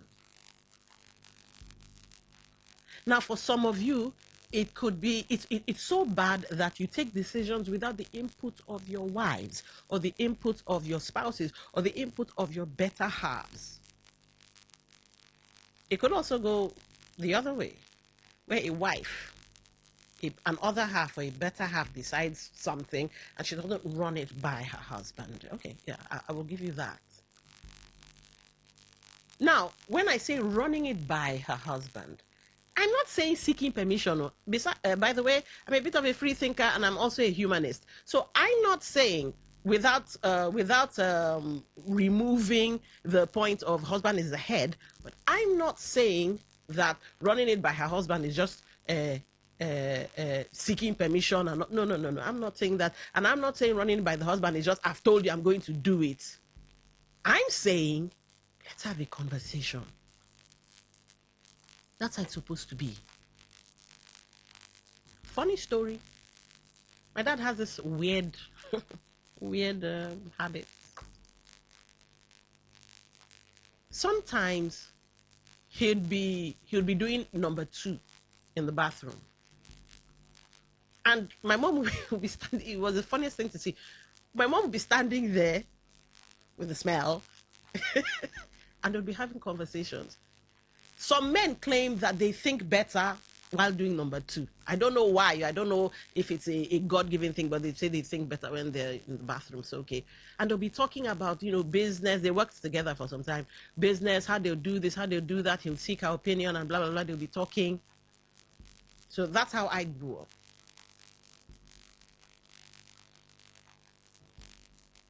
And it's a sorry thing to see that in many homes, that's not the case. On both sides is, I'll do whatever I want to do, Jerry. And yet, let's bring the hypocrisy of it back to you're demanding democracy, transparency from your government, from your politicians and all of that, but you're not doing the same at home by talking things through. 2 heads are better than 1. If the P-square kerfuffle is anything to go by, 2 heads are better than 1. Whether they be male heads, that's not LGBT talk, just whether they be male heads or whether they be man and woman head.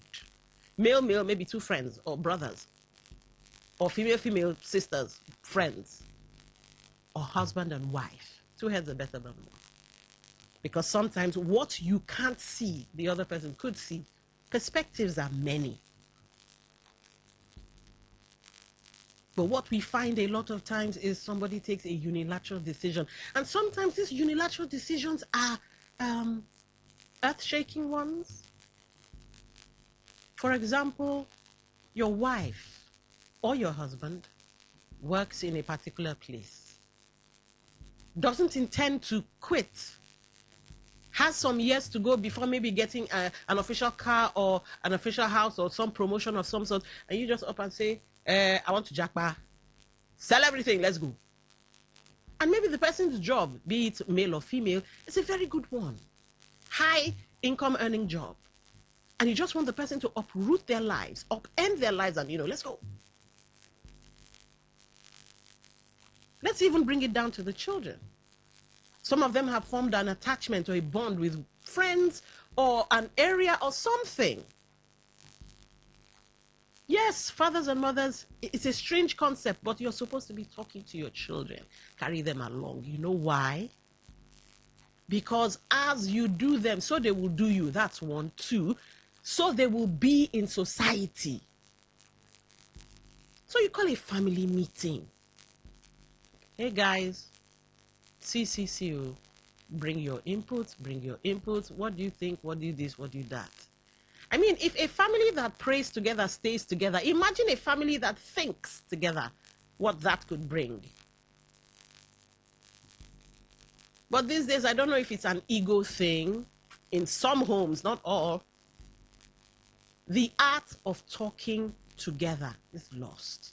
Now is, my friend, I told you that. Or, didn't I tell you? I told you I was going for the party now, and off you go.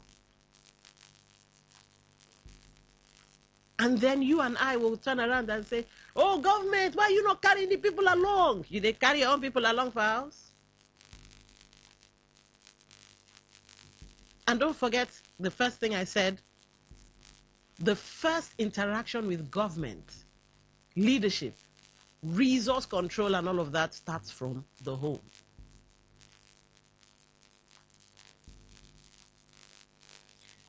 Like I said, I'll tell you a story, right? Not my dad's poopy story, but a family friend who decided he was tired and was going to relocate. But not just relocate to the city, relocate to the village. And so he expected his entire family, kids and all, to relocate to the village with him. Friends and other family members who understood the dynamics of village life said, guy, don't do this thing. You are going to wreck your family, blah, blah, blah, blah. But the guy was adamant. Now, it is my greatest displeasure to tell you at the moment that the family don't break. Because the wife had a really good job. They were living in Lagos before I decided to move. Really good job on the island. And she was like, man, I'm not going to go anywhere. You want me to go to the village and die? And the kids decided, oh, we're going to stay with mommy. Because they were in university at the time. It was like, hey, they're state universities, they're this and that. You can go to the school here. And the kids were like, no. We're going to stay here and finish. And of course, the guy decided to do the thing that some fathers do, force. I will not pay your school fees again. And the kids were like, okay, no problem. We'll fend for ourselves. See? Family don't crack. A better way would have been, in my book anyway, maybe some sort of compromise. What the compromise should have been, I don't know. But they would have talked it out as a family. All right, you know what, we'll relocate, but let's finish school first, or whatever, or okay, I gather enough money to start a business, or maybe even if you're relocating, let's relocate to the city where the village is, so that at least, you know, I don't know, but well, that's what's happened to them anyway. So how democratic is your family? How transparent, how accountable your family? Now let's move to, we've talked on democracy. Let's move to transparency. How transparent should parents be with children? Do children have a right to know about the family finances, major decisions, family problems, and changes that affect them? Obviously, you do not dump adult-sized burdens on a 2-year-old or on a 5-year-old, okay? But where is the line between protecting a child and excluding a child? For some of you fathers and mothers, nah, small picking, nah, small picking, no, nah, small picking. This child might be maybe, let's say 14. Let's go with 14. My nieces are 14, so let's use that age. And here's why. Sometimes I have conversations with these kids and I'm like, hey, wow. They have amazing insight into life. Sometimes they say some dumb things, obviously, they're kids. But when the Spirit leads and leads them right, amazing insight. Even sometimes into people. Auntie Dawn, I don't like this person. Why? This person does such and such and such. Auntie Dawn, this my daddy's friend is such and such and such. Oh, my mommy this, that, and the other. And I'm like, hey. They actually have opinions. They actually have feelings. How many parents listen to their kids when they say, Daddy, stop going with... Let me tell you this ugly story. Really ugly story. At the time, the girl was my age mate. I was, just 2 maybe?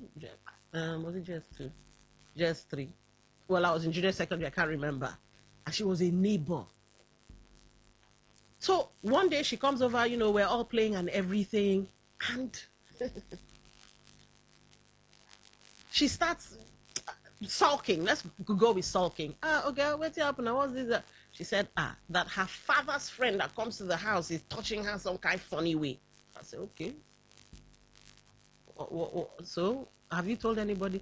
She said, she told the father that she doesn't like this, his friend, blah, blah, blah, blah, blah. And the father is still being friendly with the guy and blah, blah, blah. I said, okay, why don't you just tell the truth and say, see what the guy did to you? And see what happens. I was a small child. In my defense, I was a small child. I didn't understand that, well, life can be funny. So this girl obviously goes, tells her father, comes back, and she's like, her father said to her that she must have been imagining things, that no, it's not possible, this, that, and the other. I was like, hey, what? So basically he used you're a small girl, you don't understand. That he could have just, maybe it's his way of being friendly. Now, he could also point to the fact that the father might be doing such a thing too. I don't know. But anyway, he just shut down what she said. Now, in times past, she and I have, I think I later left for Edo State to study there, and she went to the school just down the road from us, but we still used to interact. And one day, in gisting with her, she told me, she said, that thing changed her relationship with her father till the date of that time. The closeness just... And one thing we as guardians and parents don't understand is that, you see, these children, we're going to need them someday. I'm not talking about obligation. We're going to need them to at least pick up the phone once in a while and say, hey, old man, how you doing? Hey, old woman, how you doing? And however we interact with them now is the same way they're going to interact with us in future. Old age will come to all. So no matter the omojaye you're doing now, you go old. And once in a while, you might need the company of your wards or your kids. And however you relate with them, well, will color the relationship. So, how transparent are you being with that child? In listening to anything that child has to tell you. Now, not just listening. Do you take into account the feelings of the child before you do whatever it is you do? So there comes a certain age where you no longer need to exclude your children. They need to be in the know of stuff you're doing. And that's why I applaud parents who take their kids to work. If you're self-employed, beautiful. If you're not, but the company does allow family visits, fine. Show them what you do. Explain certain things to them. Don't shield them from the world too much that, they do not, they end up not having an opinion about important things. And ladies and gentlemen, where the need arises, don't shy away from asking their opinion, what they think about certain things. You'll be surprised. I'm telling you, there used to be a show, kids say the darndest things. Well, they do. It's a funny show. It's a ha-ha-ha show. But when you listen to some of the things, go on YouTube. For those of you who have your phones, you can go on YouTube, Google, or type in search, kids say the darndest things, and watch. Kids really do say stuff. Now imagine a child whom you've trained to have a good head on his or her shoulders, and you ask their opinion about something. You'll be surprised the insight they share with you. Of course, it does depend on how you train the child. So if you train a child to be an olodo, well, it's olodo you get. But yes, always take into account the feelings of your kids. Now, granted, a lot of us didn't grow up having this luxury. We grew up with the silent generation. Some of us grew up with the boomers. And the silent generation and the boomers, you the craze? Come on, get out. You, Pekin, want to talk to me? Yeah, that's that. But now we're all learning that, okay, that was not the right way to go, and I'm not talking gentle parenting. If your child misbehaves and it needs correcting with a slap or two, why not? Or any other form of discipline, not abuse, discipline. Why not? You need a balanced, healthy child. But still, you'll be amazed at what that child has noticed, what that child has seen. Many a child has saved the marriage or marriages of their family members because of one thing they saw or the other. Daddy moving funny, mommy moving funny. So depending on the age of that child, don't disregard the feelings or the thoughts of the child. Now, let's see. Yes, accountability. Who holds parents accountable? And I think this one is fire. Because we were raised in an era, or we're still being raised because of tradition and in some cases religion, maybe not spirituality, religion I should have said, not spirituality. We're still being raised to not question authority. Maybe that's one of the reasons why we don't question political authority enough. Because we're giving, oh, no, this is off limits. Don't question religious leaders, this and that and the other. But I think it's Socrates or Plato that said, I think, therefore I am. So if you're able to think, why shouldn't we put said thoughts to good use by asking questions? So maybe we need to step away from that era of not holding whoever should be held accountable, be it your mama, your papa, your pastor, or politician. So you ask questions. Respectful questions, of course, but still questions nonetheless. I know some parents will like this. You see, being held accountable, I think it helps in making us more responsible. When you understand that, this my pikin go talk like this, or this my wife go talk like this, maybe you shy away from doing one or two things, I think. It keeps us on the straight and narrow path.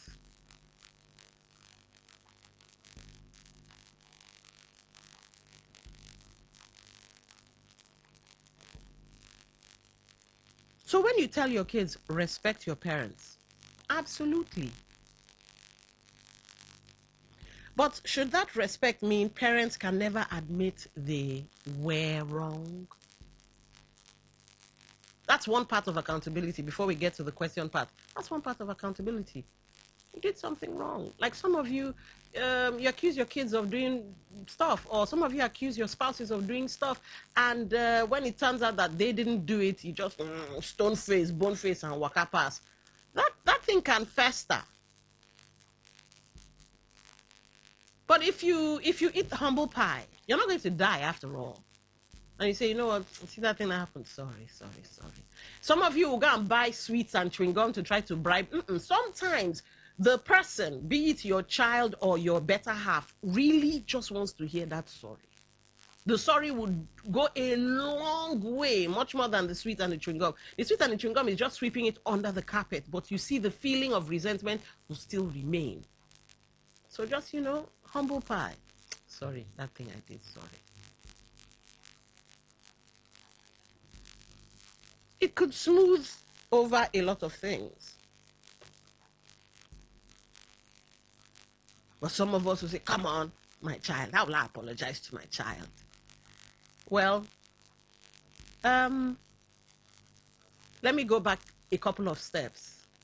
If you make that child feel less than, or if you make your spouse feel less than, body go tell you for front. Because you see, whatever you do, however you relate with your family members, will determine the progression of your relationship with that person. Where you find that your wife is suddenly, anything you want to do, she'll just be looking at you. If you're walking into a hole, she'll just be looking at you. For husbands too, if you're going into financial ruin or there's something, a big danger in front, you'll just be looking at you. Because anytime I talk now, you don't listen to my own, you don't take my feelings into account. Oh, you're not fall inside the hole now. For kids, sometimes it's fall inside the hole or absolute 180. They'll just about face from you. So yes, how you behave, how accountable you hold yourself will determine the type of relationship you have.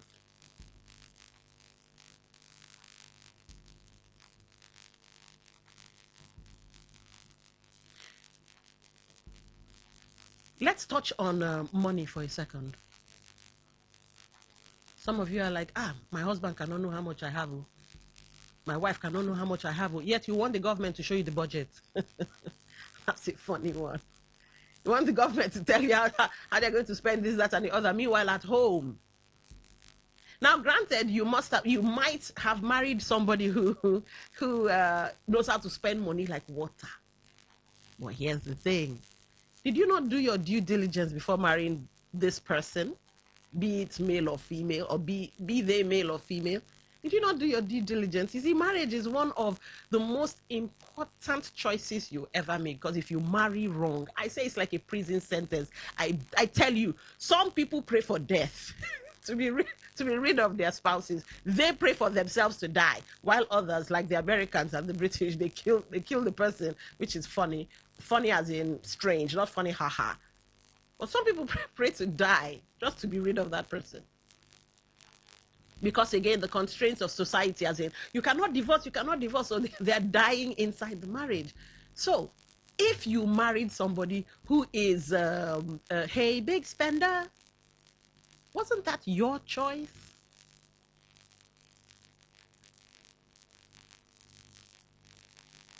So the family should know what comes in and what goes out to a certain degree, of course. And that degree, well, you can come to the idea of that by talking to each other.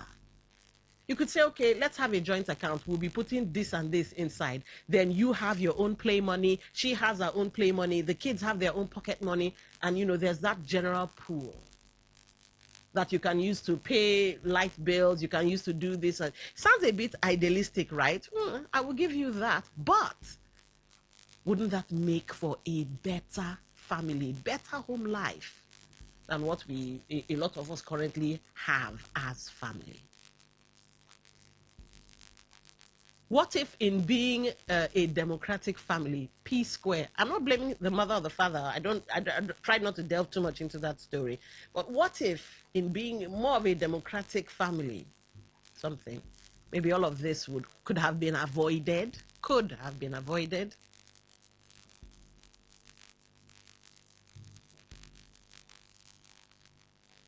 Anyway, ladies and gentlemen, this is where we find ourselves. And of course, this is where I will bring my teachings, I'll be my preaching to a close. How democratic is your family? Again, remember I said, please keep tradition one side. Because for some of you who have made mistakes I'm the man, I'm the woman, I'm just telling you I'm going to do it. How market? Some of you have fallen into holes. No be so? So how did the tradition help? Some of you not being democratic enough to listen to your kids, wahala don't come out, and you've lost the kids as well. Not that they died, but they just stay away from you. How market? So the question on the table this morning, how democratic is your family? Should a family be democratic, as in transparent, accountable, and all of that? Well, you can call in. I've been seeing your messages dropping in. Before I get to the messages, let's get your thoughts via the phone lines. 95.1, welcome to the show. What's your name? Where are you calling from? Hello, Lady D, good morning. Lady Muriel from Okrika? Yeah, it's actually Muriel. All right. Welcome to the show. Thank you, Lady D. I love intelligent women.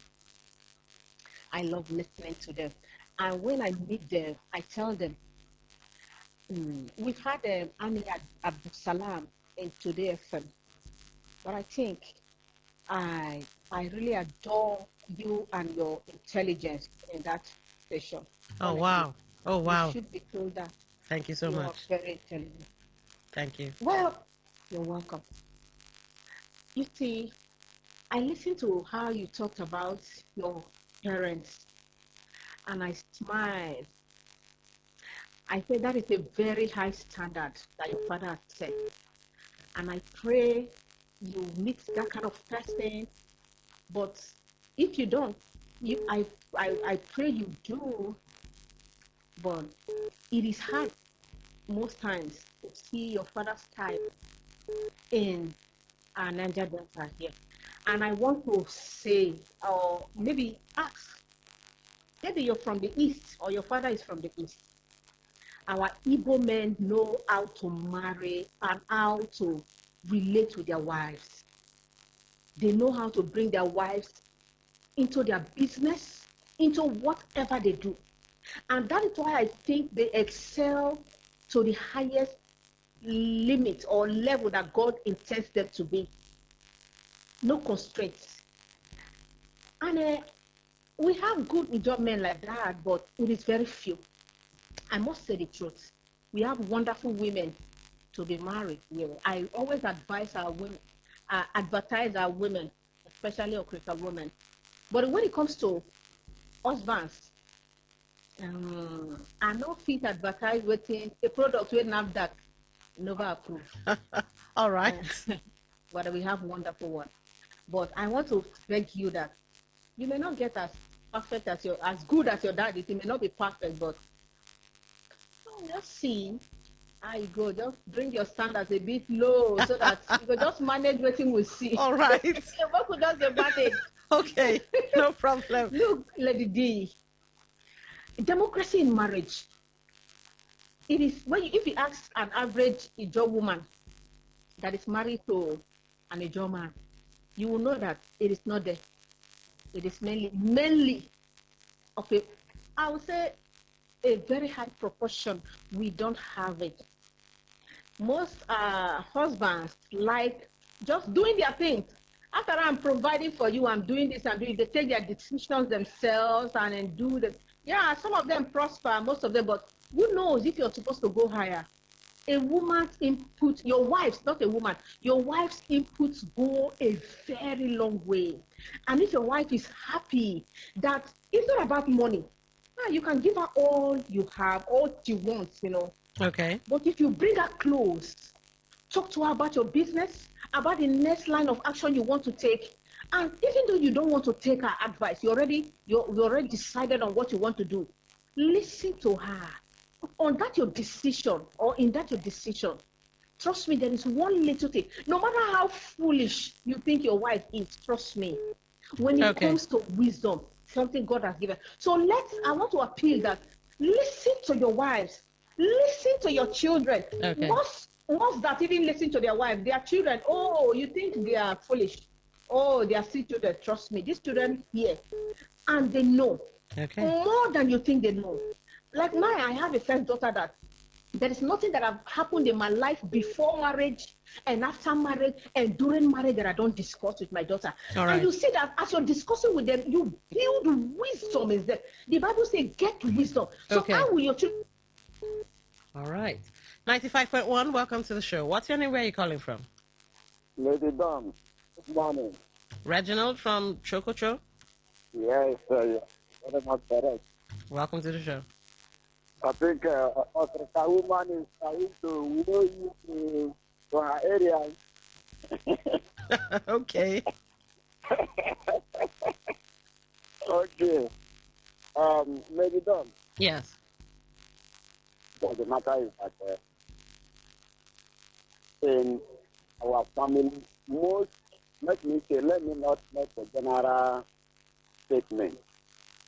Most of our family, we don't apply democratic principle on it. We don't involve democracy.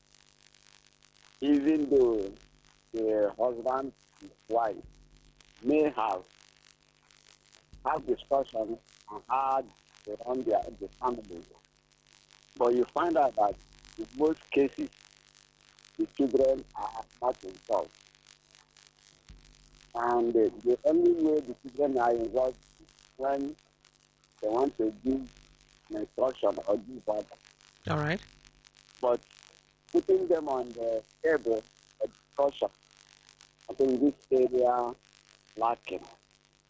I may not say that my own, or I may not say that I am perfectly doing it.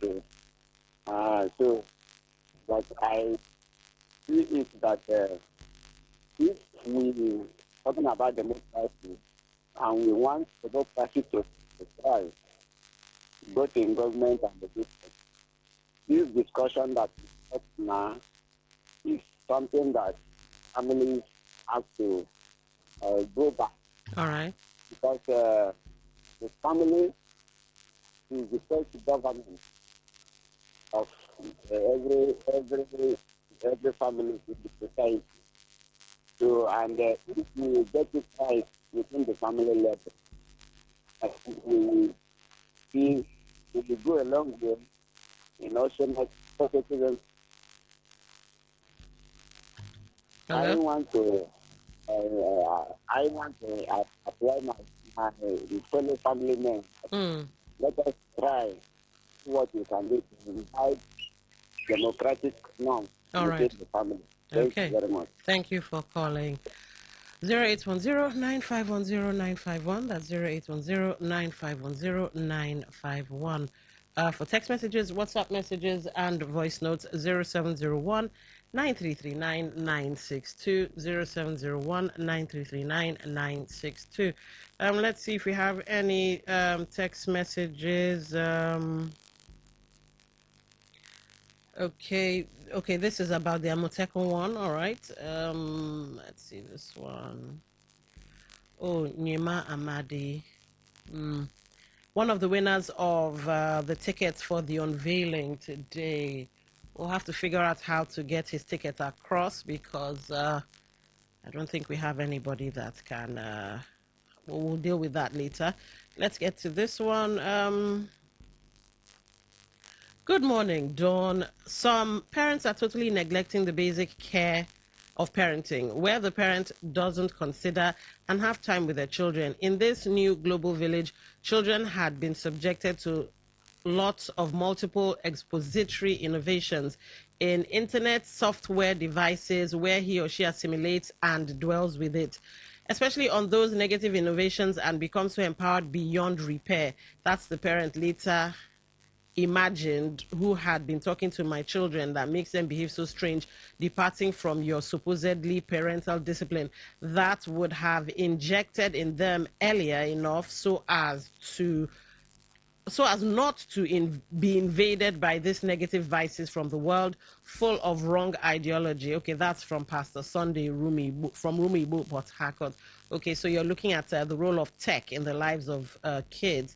Well, tech or not, I think nothing can replace the attention or the availability of a parent, and nothing can replace a parent's decision to do and undo, tech or not. I think it boils down to what the parents do, and as you said, expose their children to.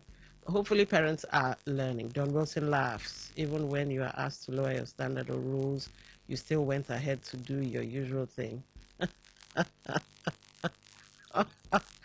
All right. I fear somebody might be clairvoyant. Oh, okay, you know a little bit about me. All right. All right. Thank you for that. Let's go to this one. Dawn, I am enjoying your teachings, and I would like to say that due to diligence before marriage is... All right, let me go take that again. I'm enjoying your teachings, and I would like to say that due diligence, all right, before marriage is good, but there is no amount of this that can actually tell one everything about the character of a would-be spouse until the marriage proper sets in. Marriage is different from courtship. John, oh wow, Google. Yes, that's true, 100% true. But you see, sometimes in courtship, there are red flags we miss in courtship. I wish we were having a session on the red flags and all of that, but there are red flags we miss. And then, well, when we get into the marriage, we act surprised. Let's take this call. 95.1, welcome to the show. What's your name? Where are you calling from? Good morning. My name is Good morning. Yeah. Don, based on what you're discussing, I used to ask my friend that everyone, all of us now governor. So the way we want governor to govern us, how are we govern ourselves? Now this is my neighbor there. I live in Lagos. The woman catches her husband with her housemate on the very action inside the kitchen room. At the end of the day, this woman beat that girl. She beat the hell out of her. As early as 5 o'clock in the morning, she beat that girl to the bus, send her back to the village. You know, sometimes what we want governments to do for us, honestly, even half of it, as in quarter of what we want governors or government to do for us, we're not even doing it. So I like the way you explain things. It's good that we govern our home, our community, the way we want the government to govern us. So I really appreciate your discussion this morning. God bless you, my sister. All right, bless you too. Thank you for calling. I almost said bless you too. That's funny. All right, let's go back to text messages, but remember the phone lines are open 0810-951-0951, for text messages, WhatsApp messages, and voice notes 0701-9339-962. That's 0701-9339-962. Good morning, the Dawn. No family can thrive on sole decisions because I'm the head of the family.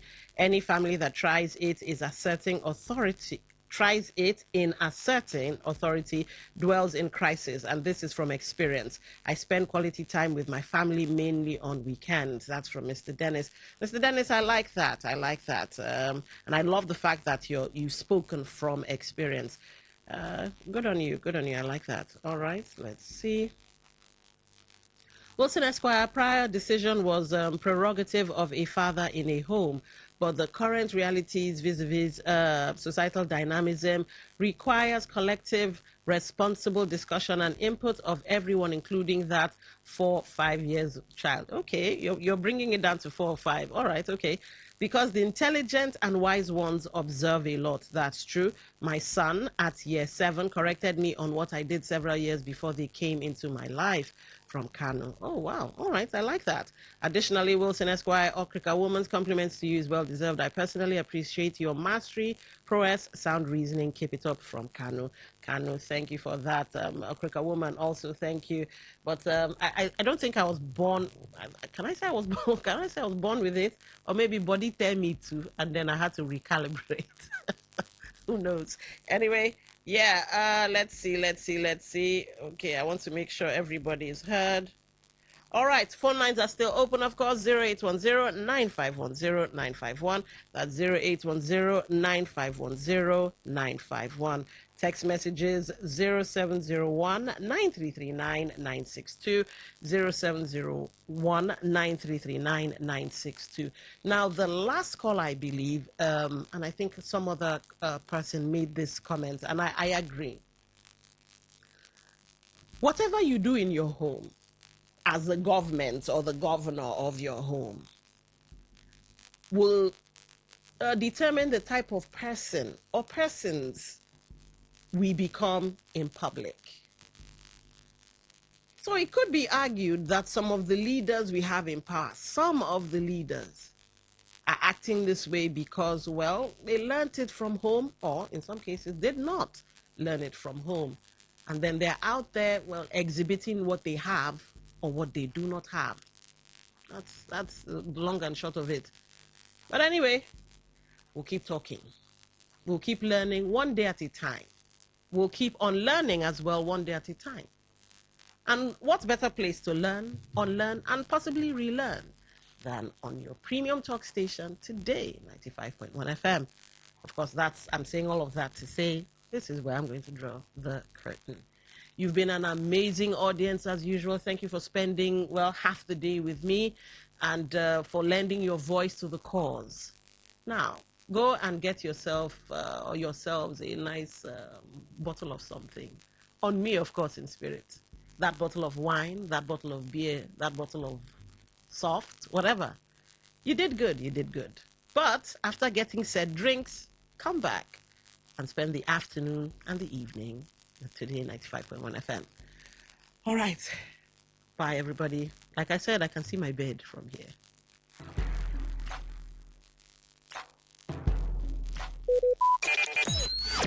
Talk radio. I listen to a lot of talk radio. 95.1 FM. Yeah. Oh. Yeah. Today FM 95.1 Port Harcourt. Voice of the people. Voice of the people. Yeah. Rise and shine, it's a brand new day. Today's the station leading the way. Breaking news, sports and talk, keeping every heartbeat on the clock. From Port Harcourt to the world we go, sharing every story you should know. Your voice, your people, your destination. We're not just a station. Today FM 95.1. The voice of the people. Number one. News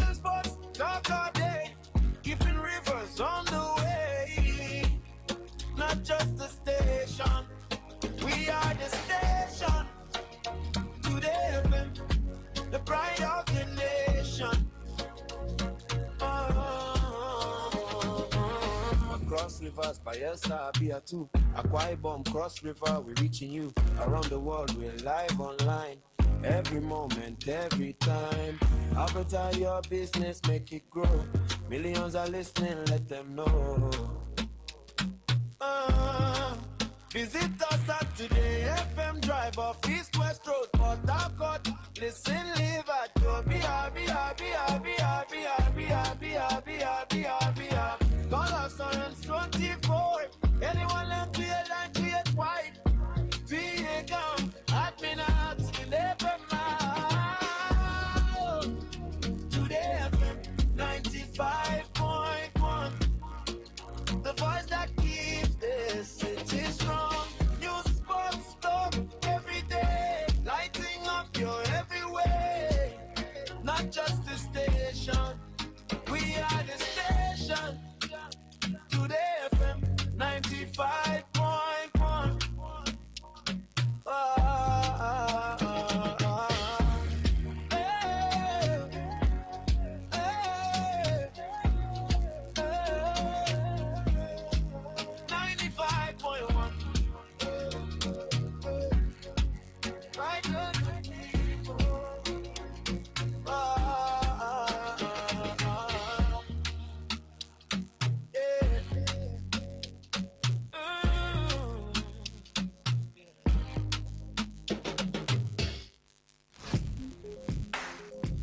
Looking to grow your business? Ready to elevate your brand and reach the right audience? This is your moment to take your brand to the next level with Today 95.1 FM. Your trusted voice, reaching thousands of listeners every single day. From startups to established brands, we create powerful advertising solutions that boost your visibility and drive real growth. Our affordable advertising packages are designed to give your business maximum visibility and real results. Don't just advertise where people are listening. Call us today on 0818-389-2850 or visit our station to book your slot now at Today FM Drive off East West Road, Obiako. Today FM 95.1. Your voice, your market, your success.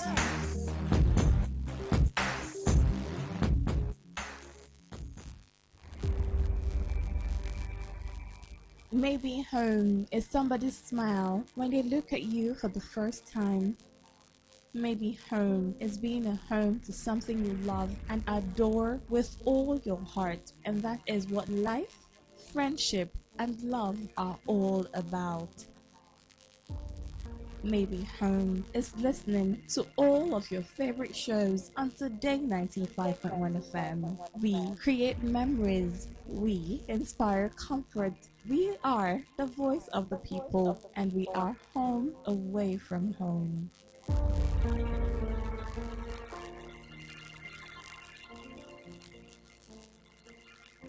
Whether it's happening in Port Harcourt, South, Nigeria, or around the world, we've got you covered. On air, online, delivering balanced news and unbiased analysis. Today, 95.1 FM. This is Today, 95.1 FM, Port Harcourt. News.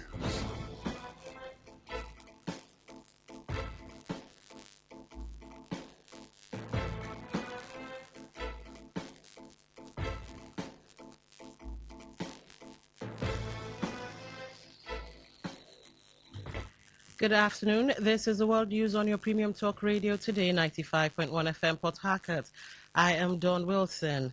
This afternoon in the headlines, NAFDAC declares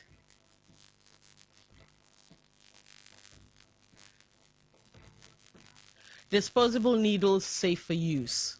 Public interest advocate Smith Wokocha calls for review of government interventions.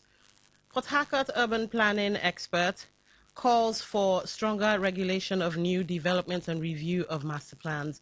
And on the foreign scene, earthquake kills 38 people in Indonesia as rescue operations begins.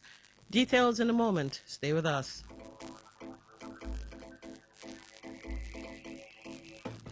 Welcome back. And now the news in detail. The National Agency for Food and Drug Administration and Control, NAFDAC, has confirmed that Deliject disposable needles currently in circulation are safe for use. The agency said its investigation into a complaint concerning particulate matter found in one batch of the product did not establish any manufacturing defect or safety risks, explaining that the affected batch may have been compromised or improperly handled during transportation, storage, or distribution. The agency also withdrew an earlier public alert on Deliject disposable needles, batch number 240605, noting the alert was published on its website in error and should be disregarded. The Director of Post-Marketing Surveillance at NAFDAC, Bitrus Fradin, disclosed this while speaking with newsmen in Abuja. Fradin said investigations traced the product through its distribution chain to the manufacturer, HMA, where a root cause analysis was conducted. He said the investigation established that the manufacturer followed all required production procedures, while analysis of its retained samples found no evidence of misconduct or non-conformity with good manufacturing practice requirements. A public interest advocate, Smith Wokocha, says current government interventions aimed at reducing the hardship faced by ordinary Nigerians are providing only short-term relief and have not addressed the major causes of the rising cost of living. Wokocha, who spoke in an interview with Today FM's Odinakachi Celestine, said measures such as palliatives, conditional cash transfers, fertilizer subsidies, and transport grants may provide temporary relief for some households, but are not addressing the core drivers of hardship. He alleged that weak and politicized targeting is limiting the reach of some interventions, while delays in delivering food and cash support mean inflation may have already eroded their value by the time they get to the beneficiaries. The public interest advocate said government should focus on reducing the cost of food at the source by securing farm corridors, investing in rural roads, cold storage and irrigation, as well as supporting smallholder farmers with credit and extension services.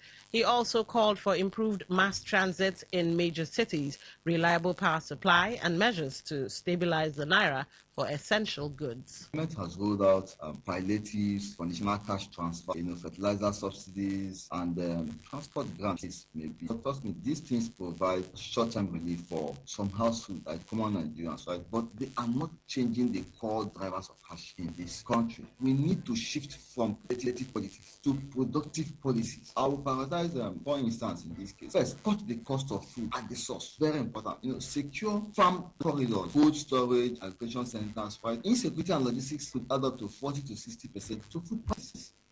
Wokocha further advocated for a dedicated foreign exchange window for food, drugs and manufacturing imports, while urging government to prioritize local procurement, including locally produced food and medicines.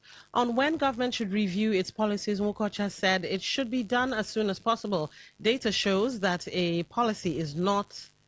It should be done as soon as possible. Data shows that a policy is not achieving its intended purpose, stressing the need for clear monitoring mechanisms and parameters to determine whether government interventions are working. Government should review a policy the moment data showing it's not working. So there should be parameters, mechanisms set out to monitor if the policies are actually working or not. The moment it's not working, you filter it, and that should be built in from day one, whether it's efficient, whether it's effective or not. Not just people I say, I've done this, we've done that. I will give you 3 tests in this regard. One, set out clear targets up front. Example, the policy should reduce food inflation by, let's say, X%. As Port Harcourt continues to expand with new estates, businesses and residential developments springing up across the city, concerns have continued over how well existing urban planning arrangements are addressing the changing realities. The situation has raised questions about the implementation and periodic review of the city's master plans and the possible consequences of uncontrolled development.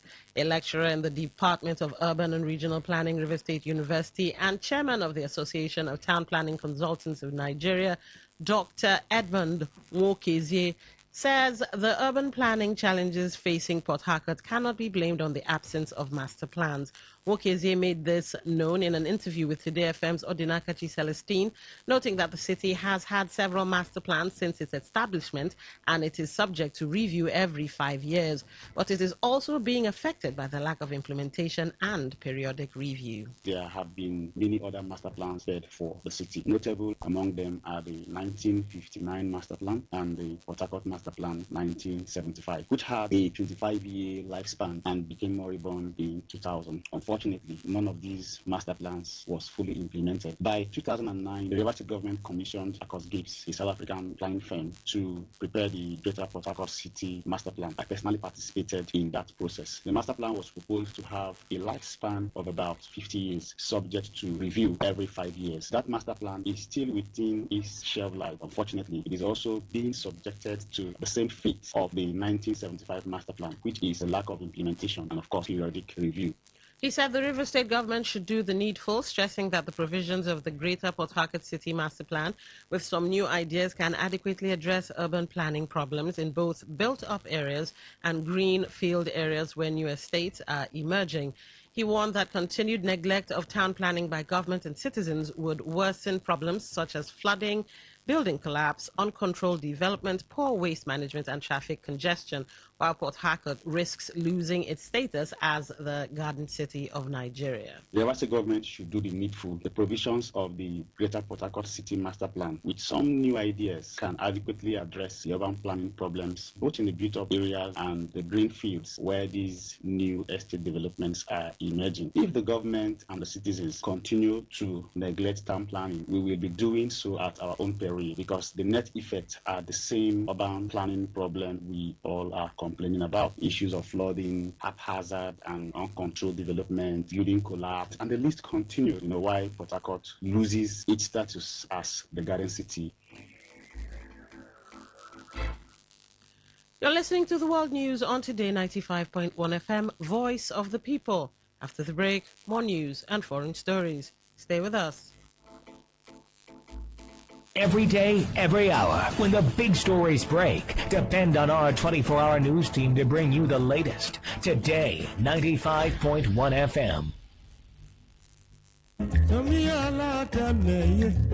Ownership of Belima community. Our attention has been drawn to a two separate announcements purportedly issued on behalf of the Oko Royal House and the Opoeze Walkenu House regarding the ownership of Belima community. While the Oko Royal House, under the leadership of His Royal Majesty King Dr. Bodilon Alenikine Oko the 28th, did not authorize any such announcement on the ownership of Belima community, we affirm the correct position remains that Oko Royal family are the customary landlords of Belima community. Similarly, the response by one Chief Ibinabo Daniel Kilia of the Opoeze Group is also a misrepresentation, as he is neither the Chief Opoeze nor the head of Opoeze House. It is therefore imperative to advise media organizations to desist from allowing dissident and disbanded members of the Oko family to continue using the name of Oko Royal House to make unauthorized announcements. Such actions may attract legal consequences. For the records, the Oko Royal House is the undisputed customary landlord of Belima community, where SPDC, now Renaissance Africa Energy Company, built its OML 25 flow station in 1980. It was almost 21 years later that the Opoeze family instituted a suit against the Oko Royal House, and the matter is still pending in court. However, Renaissance Africa Energy Company cannot deny the title of its customary landlords. This is signed by His Royal Majesty King Dr. Bodilon Alenikine Oko the 28th, Chief Ted Fenimo Oko, Alabo Engineer Fiala Okoye Davies, for themselves and representing the Oko Royal House of Kula Kingdom and Belima community. Every day, every hour, when the big stories break, depend on our 24-hour news team to bring you the latest. Today, 95.1 FM.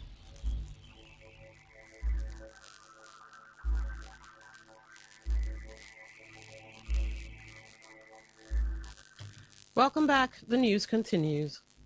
The African Democratic Congress ADC governorship candidate in River State, Gabriel P. Thompson, says party members and supporters will approach the 2027 general elections with the Holy Bible in one hand and the sword in the other. P. Thompson stated this during a forum with the leadership of Frontiers for Peace and Unity, FPU, in Port Harcourt. He urged ADC members and supporters not to attack anyone before, during or after the elections, but advised them to defend themselves with the same strength deployed against them. The ADC governorship candidate also cautioned an individual who threatened to take the fight to the bedroom of the people of Ikwere local government area, saying the blood they intend to shed could be their own, as he also warned that no individual has the right to threaten anyone ahead of the forthcoming elections. P. Thompson, who described himself as a non-transactional politician, promised an inclusive administration if elected governor of Rivers State. What I can tell you is that do not allow any person to kill you. Because if they kill you, you will not participate in the victory. I will not stop any person from defending himself. All of us have right to be alive. I'm not saying you should not attack anybody, but I know that our people in the ADC will not go and attack any person. But we have a right to defend ourselves. Don't call me that somebody is shooting you with gun. Defend yourself with the same aggressive attitude. I will not support any person that will just go and attack any other person, but I will not also condone the fact that other people will attack you and then you will not be quiet because you feel that nobody will back you. That's not possible. Meanwhile, the national coordinator of FPU, Ambassador Ikalama Owas, called for partnership with the ADC governorship candidate and the party, as he also said the group's support is based on its belief that an ADC administration would address unemployment, poor infrastructure, youth restiveness, insecurity, and other challenges confronting Rivers State. Definitely, there are some people are suffering. Come to the riverine area. I will use Kola as an example. Kola, if a pregnant woman is dying, you cannot take that woman to any, there's an emergency center at all. You have to scatter your food from that Kola. I think better is 50 to 60,000. Bring her down to Aponima. Now, Aponima to Port Harcourt. If they get to Port Harcourt, you look at UPTH. That particular patient can stay up for how many hours? His Excellency, we are lacking of infrastructure. Earlier, the state coordinator of FPU, Thank God Okana, said the group's vision is to free River State and the South region from poverty, insecurity, and bad governance. As he said, the group would do everything within its means to ensure that Rivers people are free from what he described as captivity in the hands of one man. This body was brought into existence in making sure we are reaching out to those vulnerable society members. This body is gone out in wiping away tears to those that has been in pains politically. Excellency, we are interested in what happens more in Rivers State. That is the most reasons why when you came on board as a body, we insisted, we are also suggested that our structure that has existed, that has enough capacity to have been the best for deputizing you, because we know we have what it takes. A philanthropist and community leader in Omudioga community in Emoha local government area of Rivers State, High Chief Godwin Ndubisi Wallo, has promised a local musical band known as Aweza Musical Band for using Ikwere music and language in preaching peace and tranquility in the community. High Chief Godwin Ndubisi Wallo made the commendation during foundation laying ceremony of 2-bedroom apartments donated to the leader of the musical band, Ogbu Samuel Isaiah, popularly called Aweza, in Omodioga community.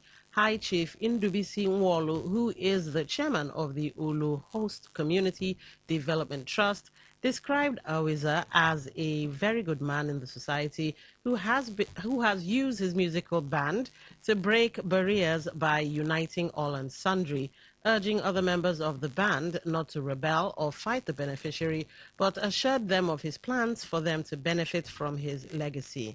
He also revealed that the people of peace and goodwill shall continue to benefit from his benevolence, calling on the people of the area to continue to maintain the existing peace and shun acts capable of bringing the existing peace into disrepute, saying that his administration has built schools, empowered over 3,000 youths, within his jurisdiction, within expectations that more development and empowerment will be witnessed in the area. Awiza is a man I knew right from childhood. Awiza tell the world what he's going through his music. A tree cannot make a forest. Every other person in the area Awiza, it's not going to end now Awiza. Some of us are brought to assist others. I suffer. There's no kind of job I did not do. That's why I decided to help. Last week, Saturday, we met in our only 2 way we empowered about 113 youths. And Saturday, we will also empower 150 youths from Alimini. Saturday, we'll take care of Obudog and Pound will take care of Romini, Elibo, Itu. We want everybody to be happy.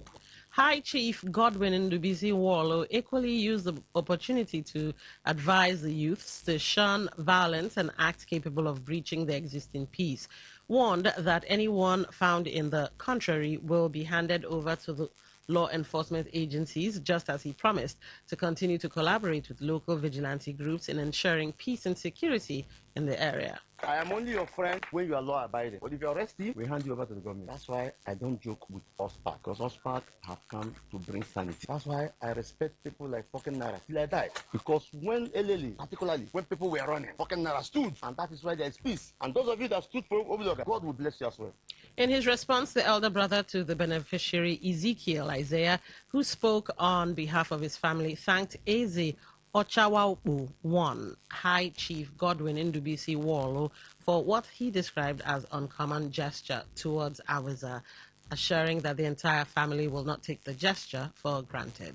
I thank everybody that comes here today to witness this wonderful blessing. So I know that what is happening here is the will of God. If not the will of God, it cannot happen. I never expected this type of thing to happen today, but as God may have it, I reserve my wonderful thanks and harmful thanks and brazen thanks until the day. May God bless each and every one of you in the name of our Lord Jesus Christ.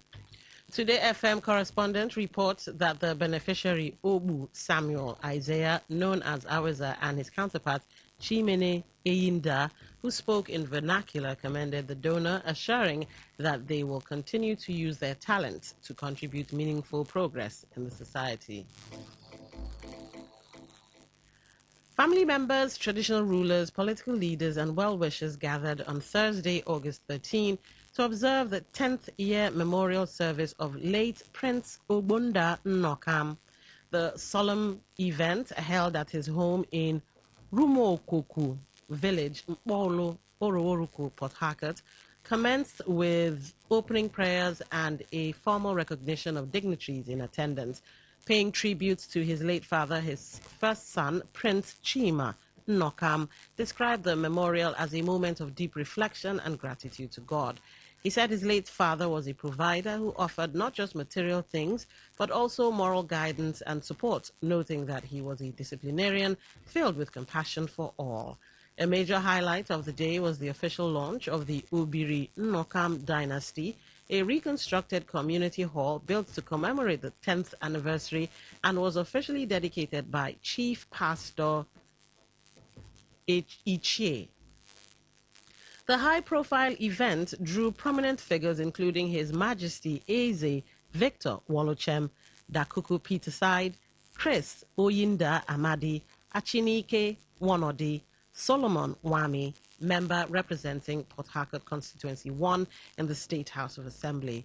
Also in attendance were notable community leaders Chief Nwogo Okabie, Chief Ogbams Ujima, Chief Dickens Wallo, Chief Evans Ugoloma, and Owene Wanode, as well as members of Age Grade 45 of Rebisi and Club 12 of Oroworuko, as they paid glowing tributes throughout the ceremony, remembering the late pastor as a devout man of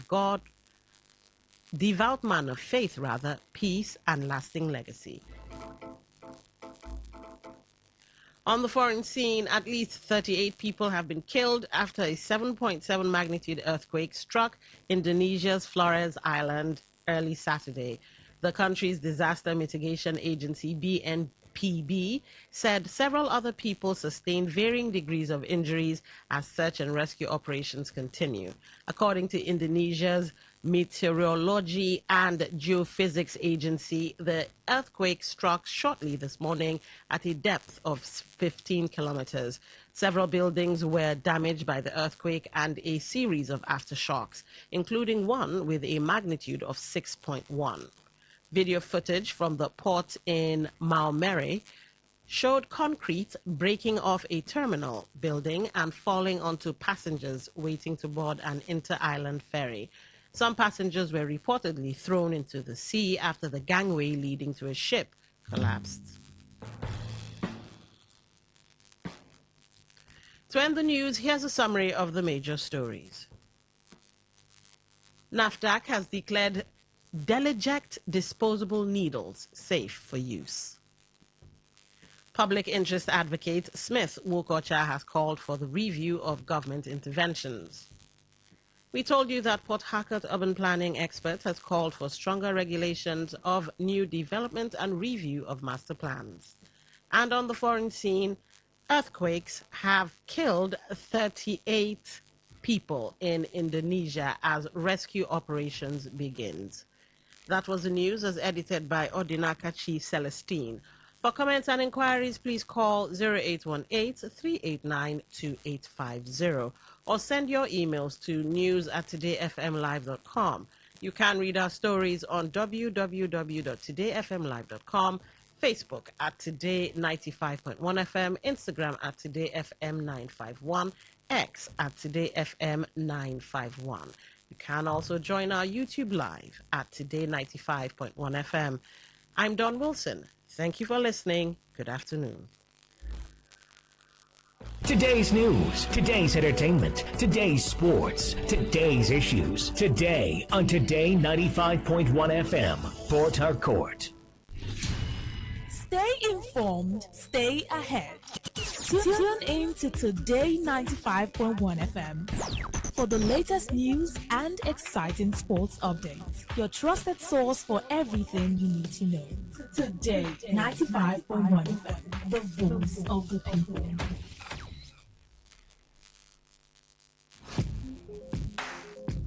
Looking to grow your business? Ready to elevate your brand and reach the right audience? This is your moment to take your brand to the next level with Today 95.1 FM. Your trusted voice, reaching thousands of listeners every single day. From startups to established brands, we create powerful advertising solutions that boost your visibility and drive real growth. Our affordable advertising packages are designed to give your business maximum visibility and real results. Don't just advertise where people are listening. Call us today on 0818-389-2850 or visit our station to book your slot now at Today FM Drive off East West Road, Obiapo. Today FM 95.1. Your voice, your market, your success.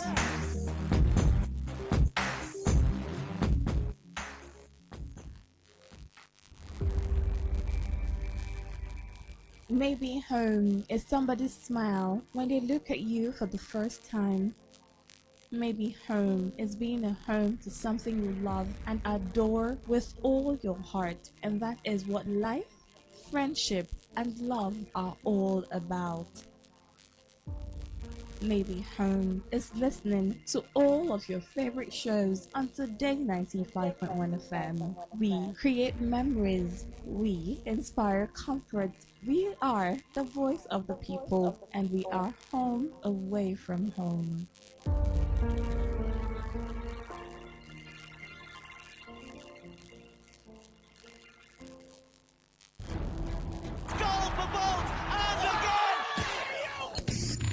Catch all the latest and trending sports stories on Sports Attack on your premium talk, news, and sports radio station. 6:30 a.m. every day.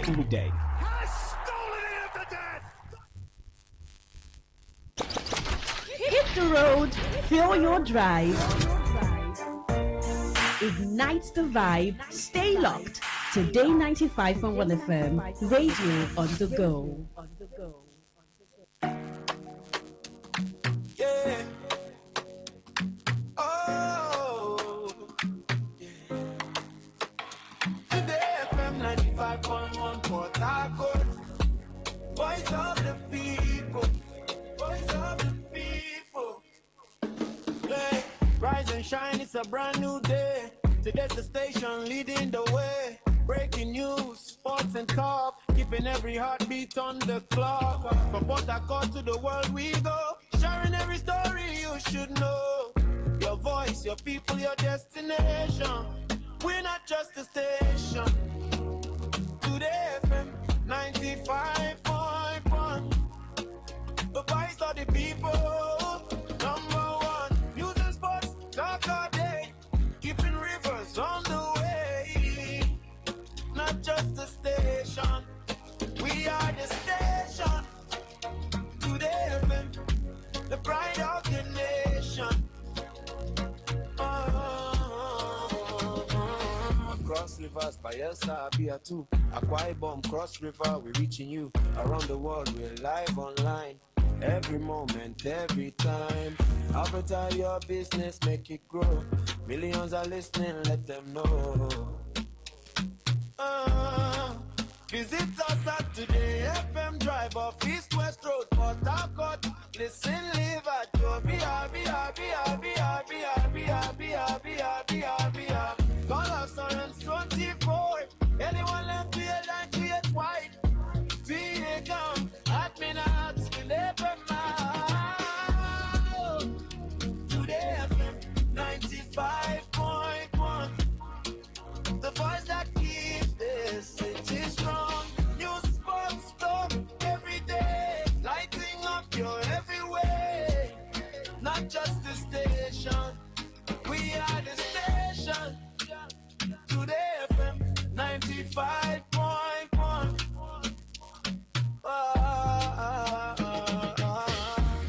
Hey, hey, hey. 95.1. Right good people.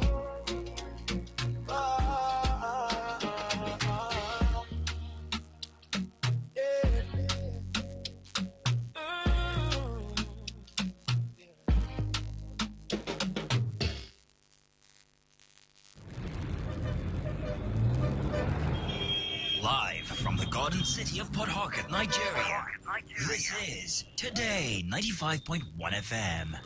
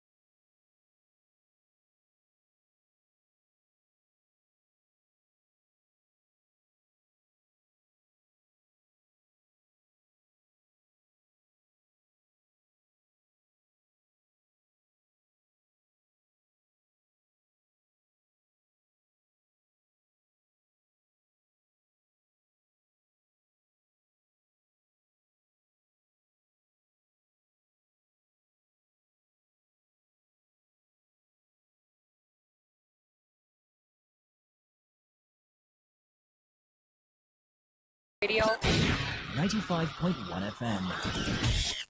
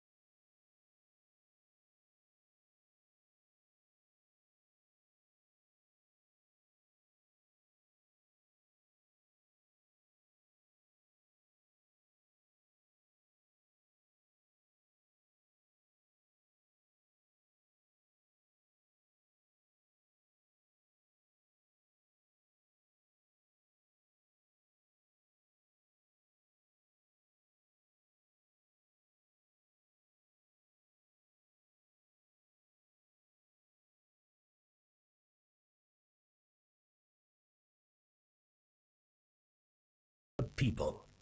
Yeah, yeah.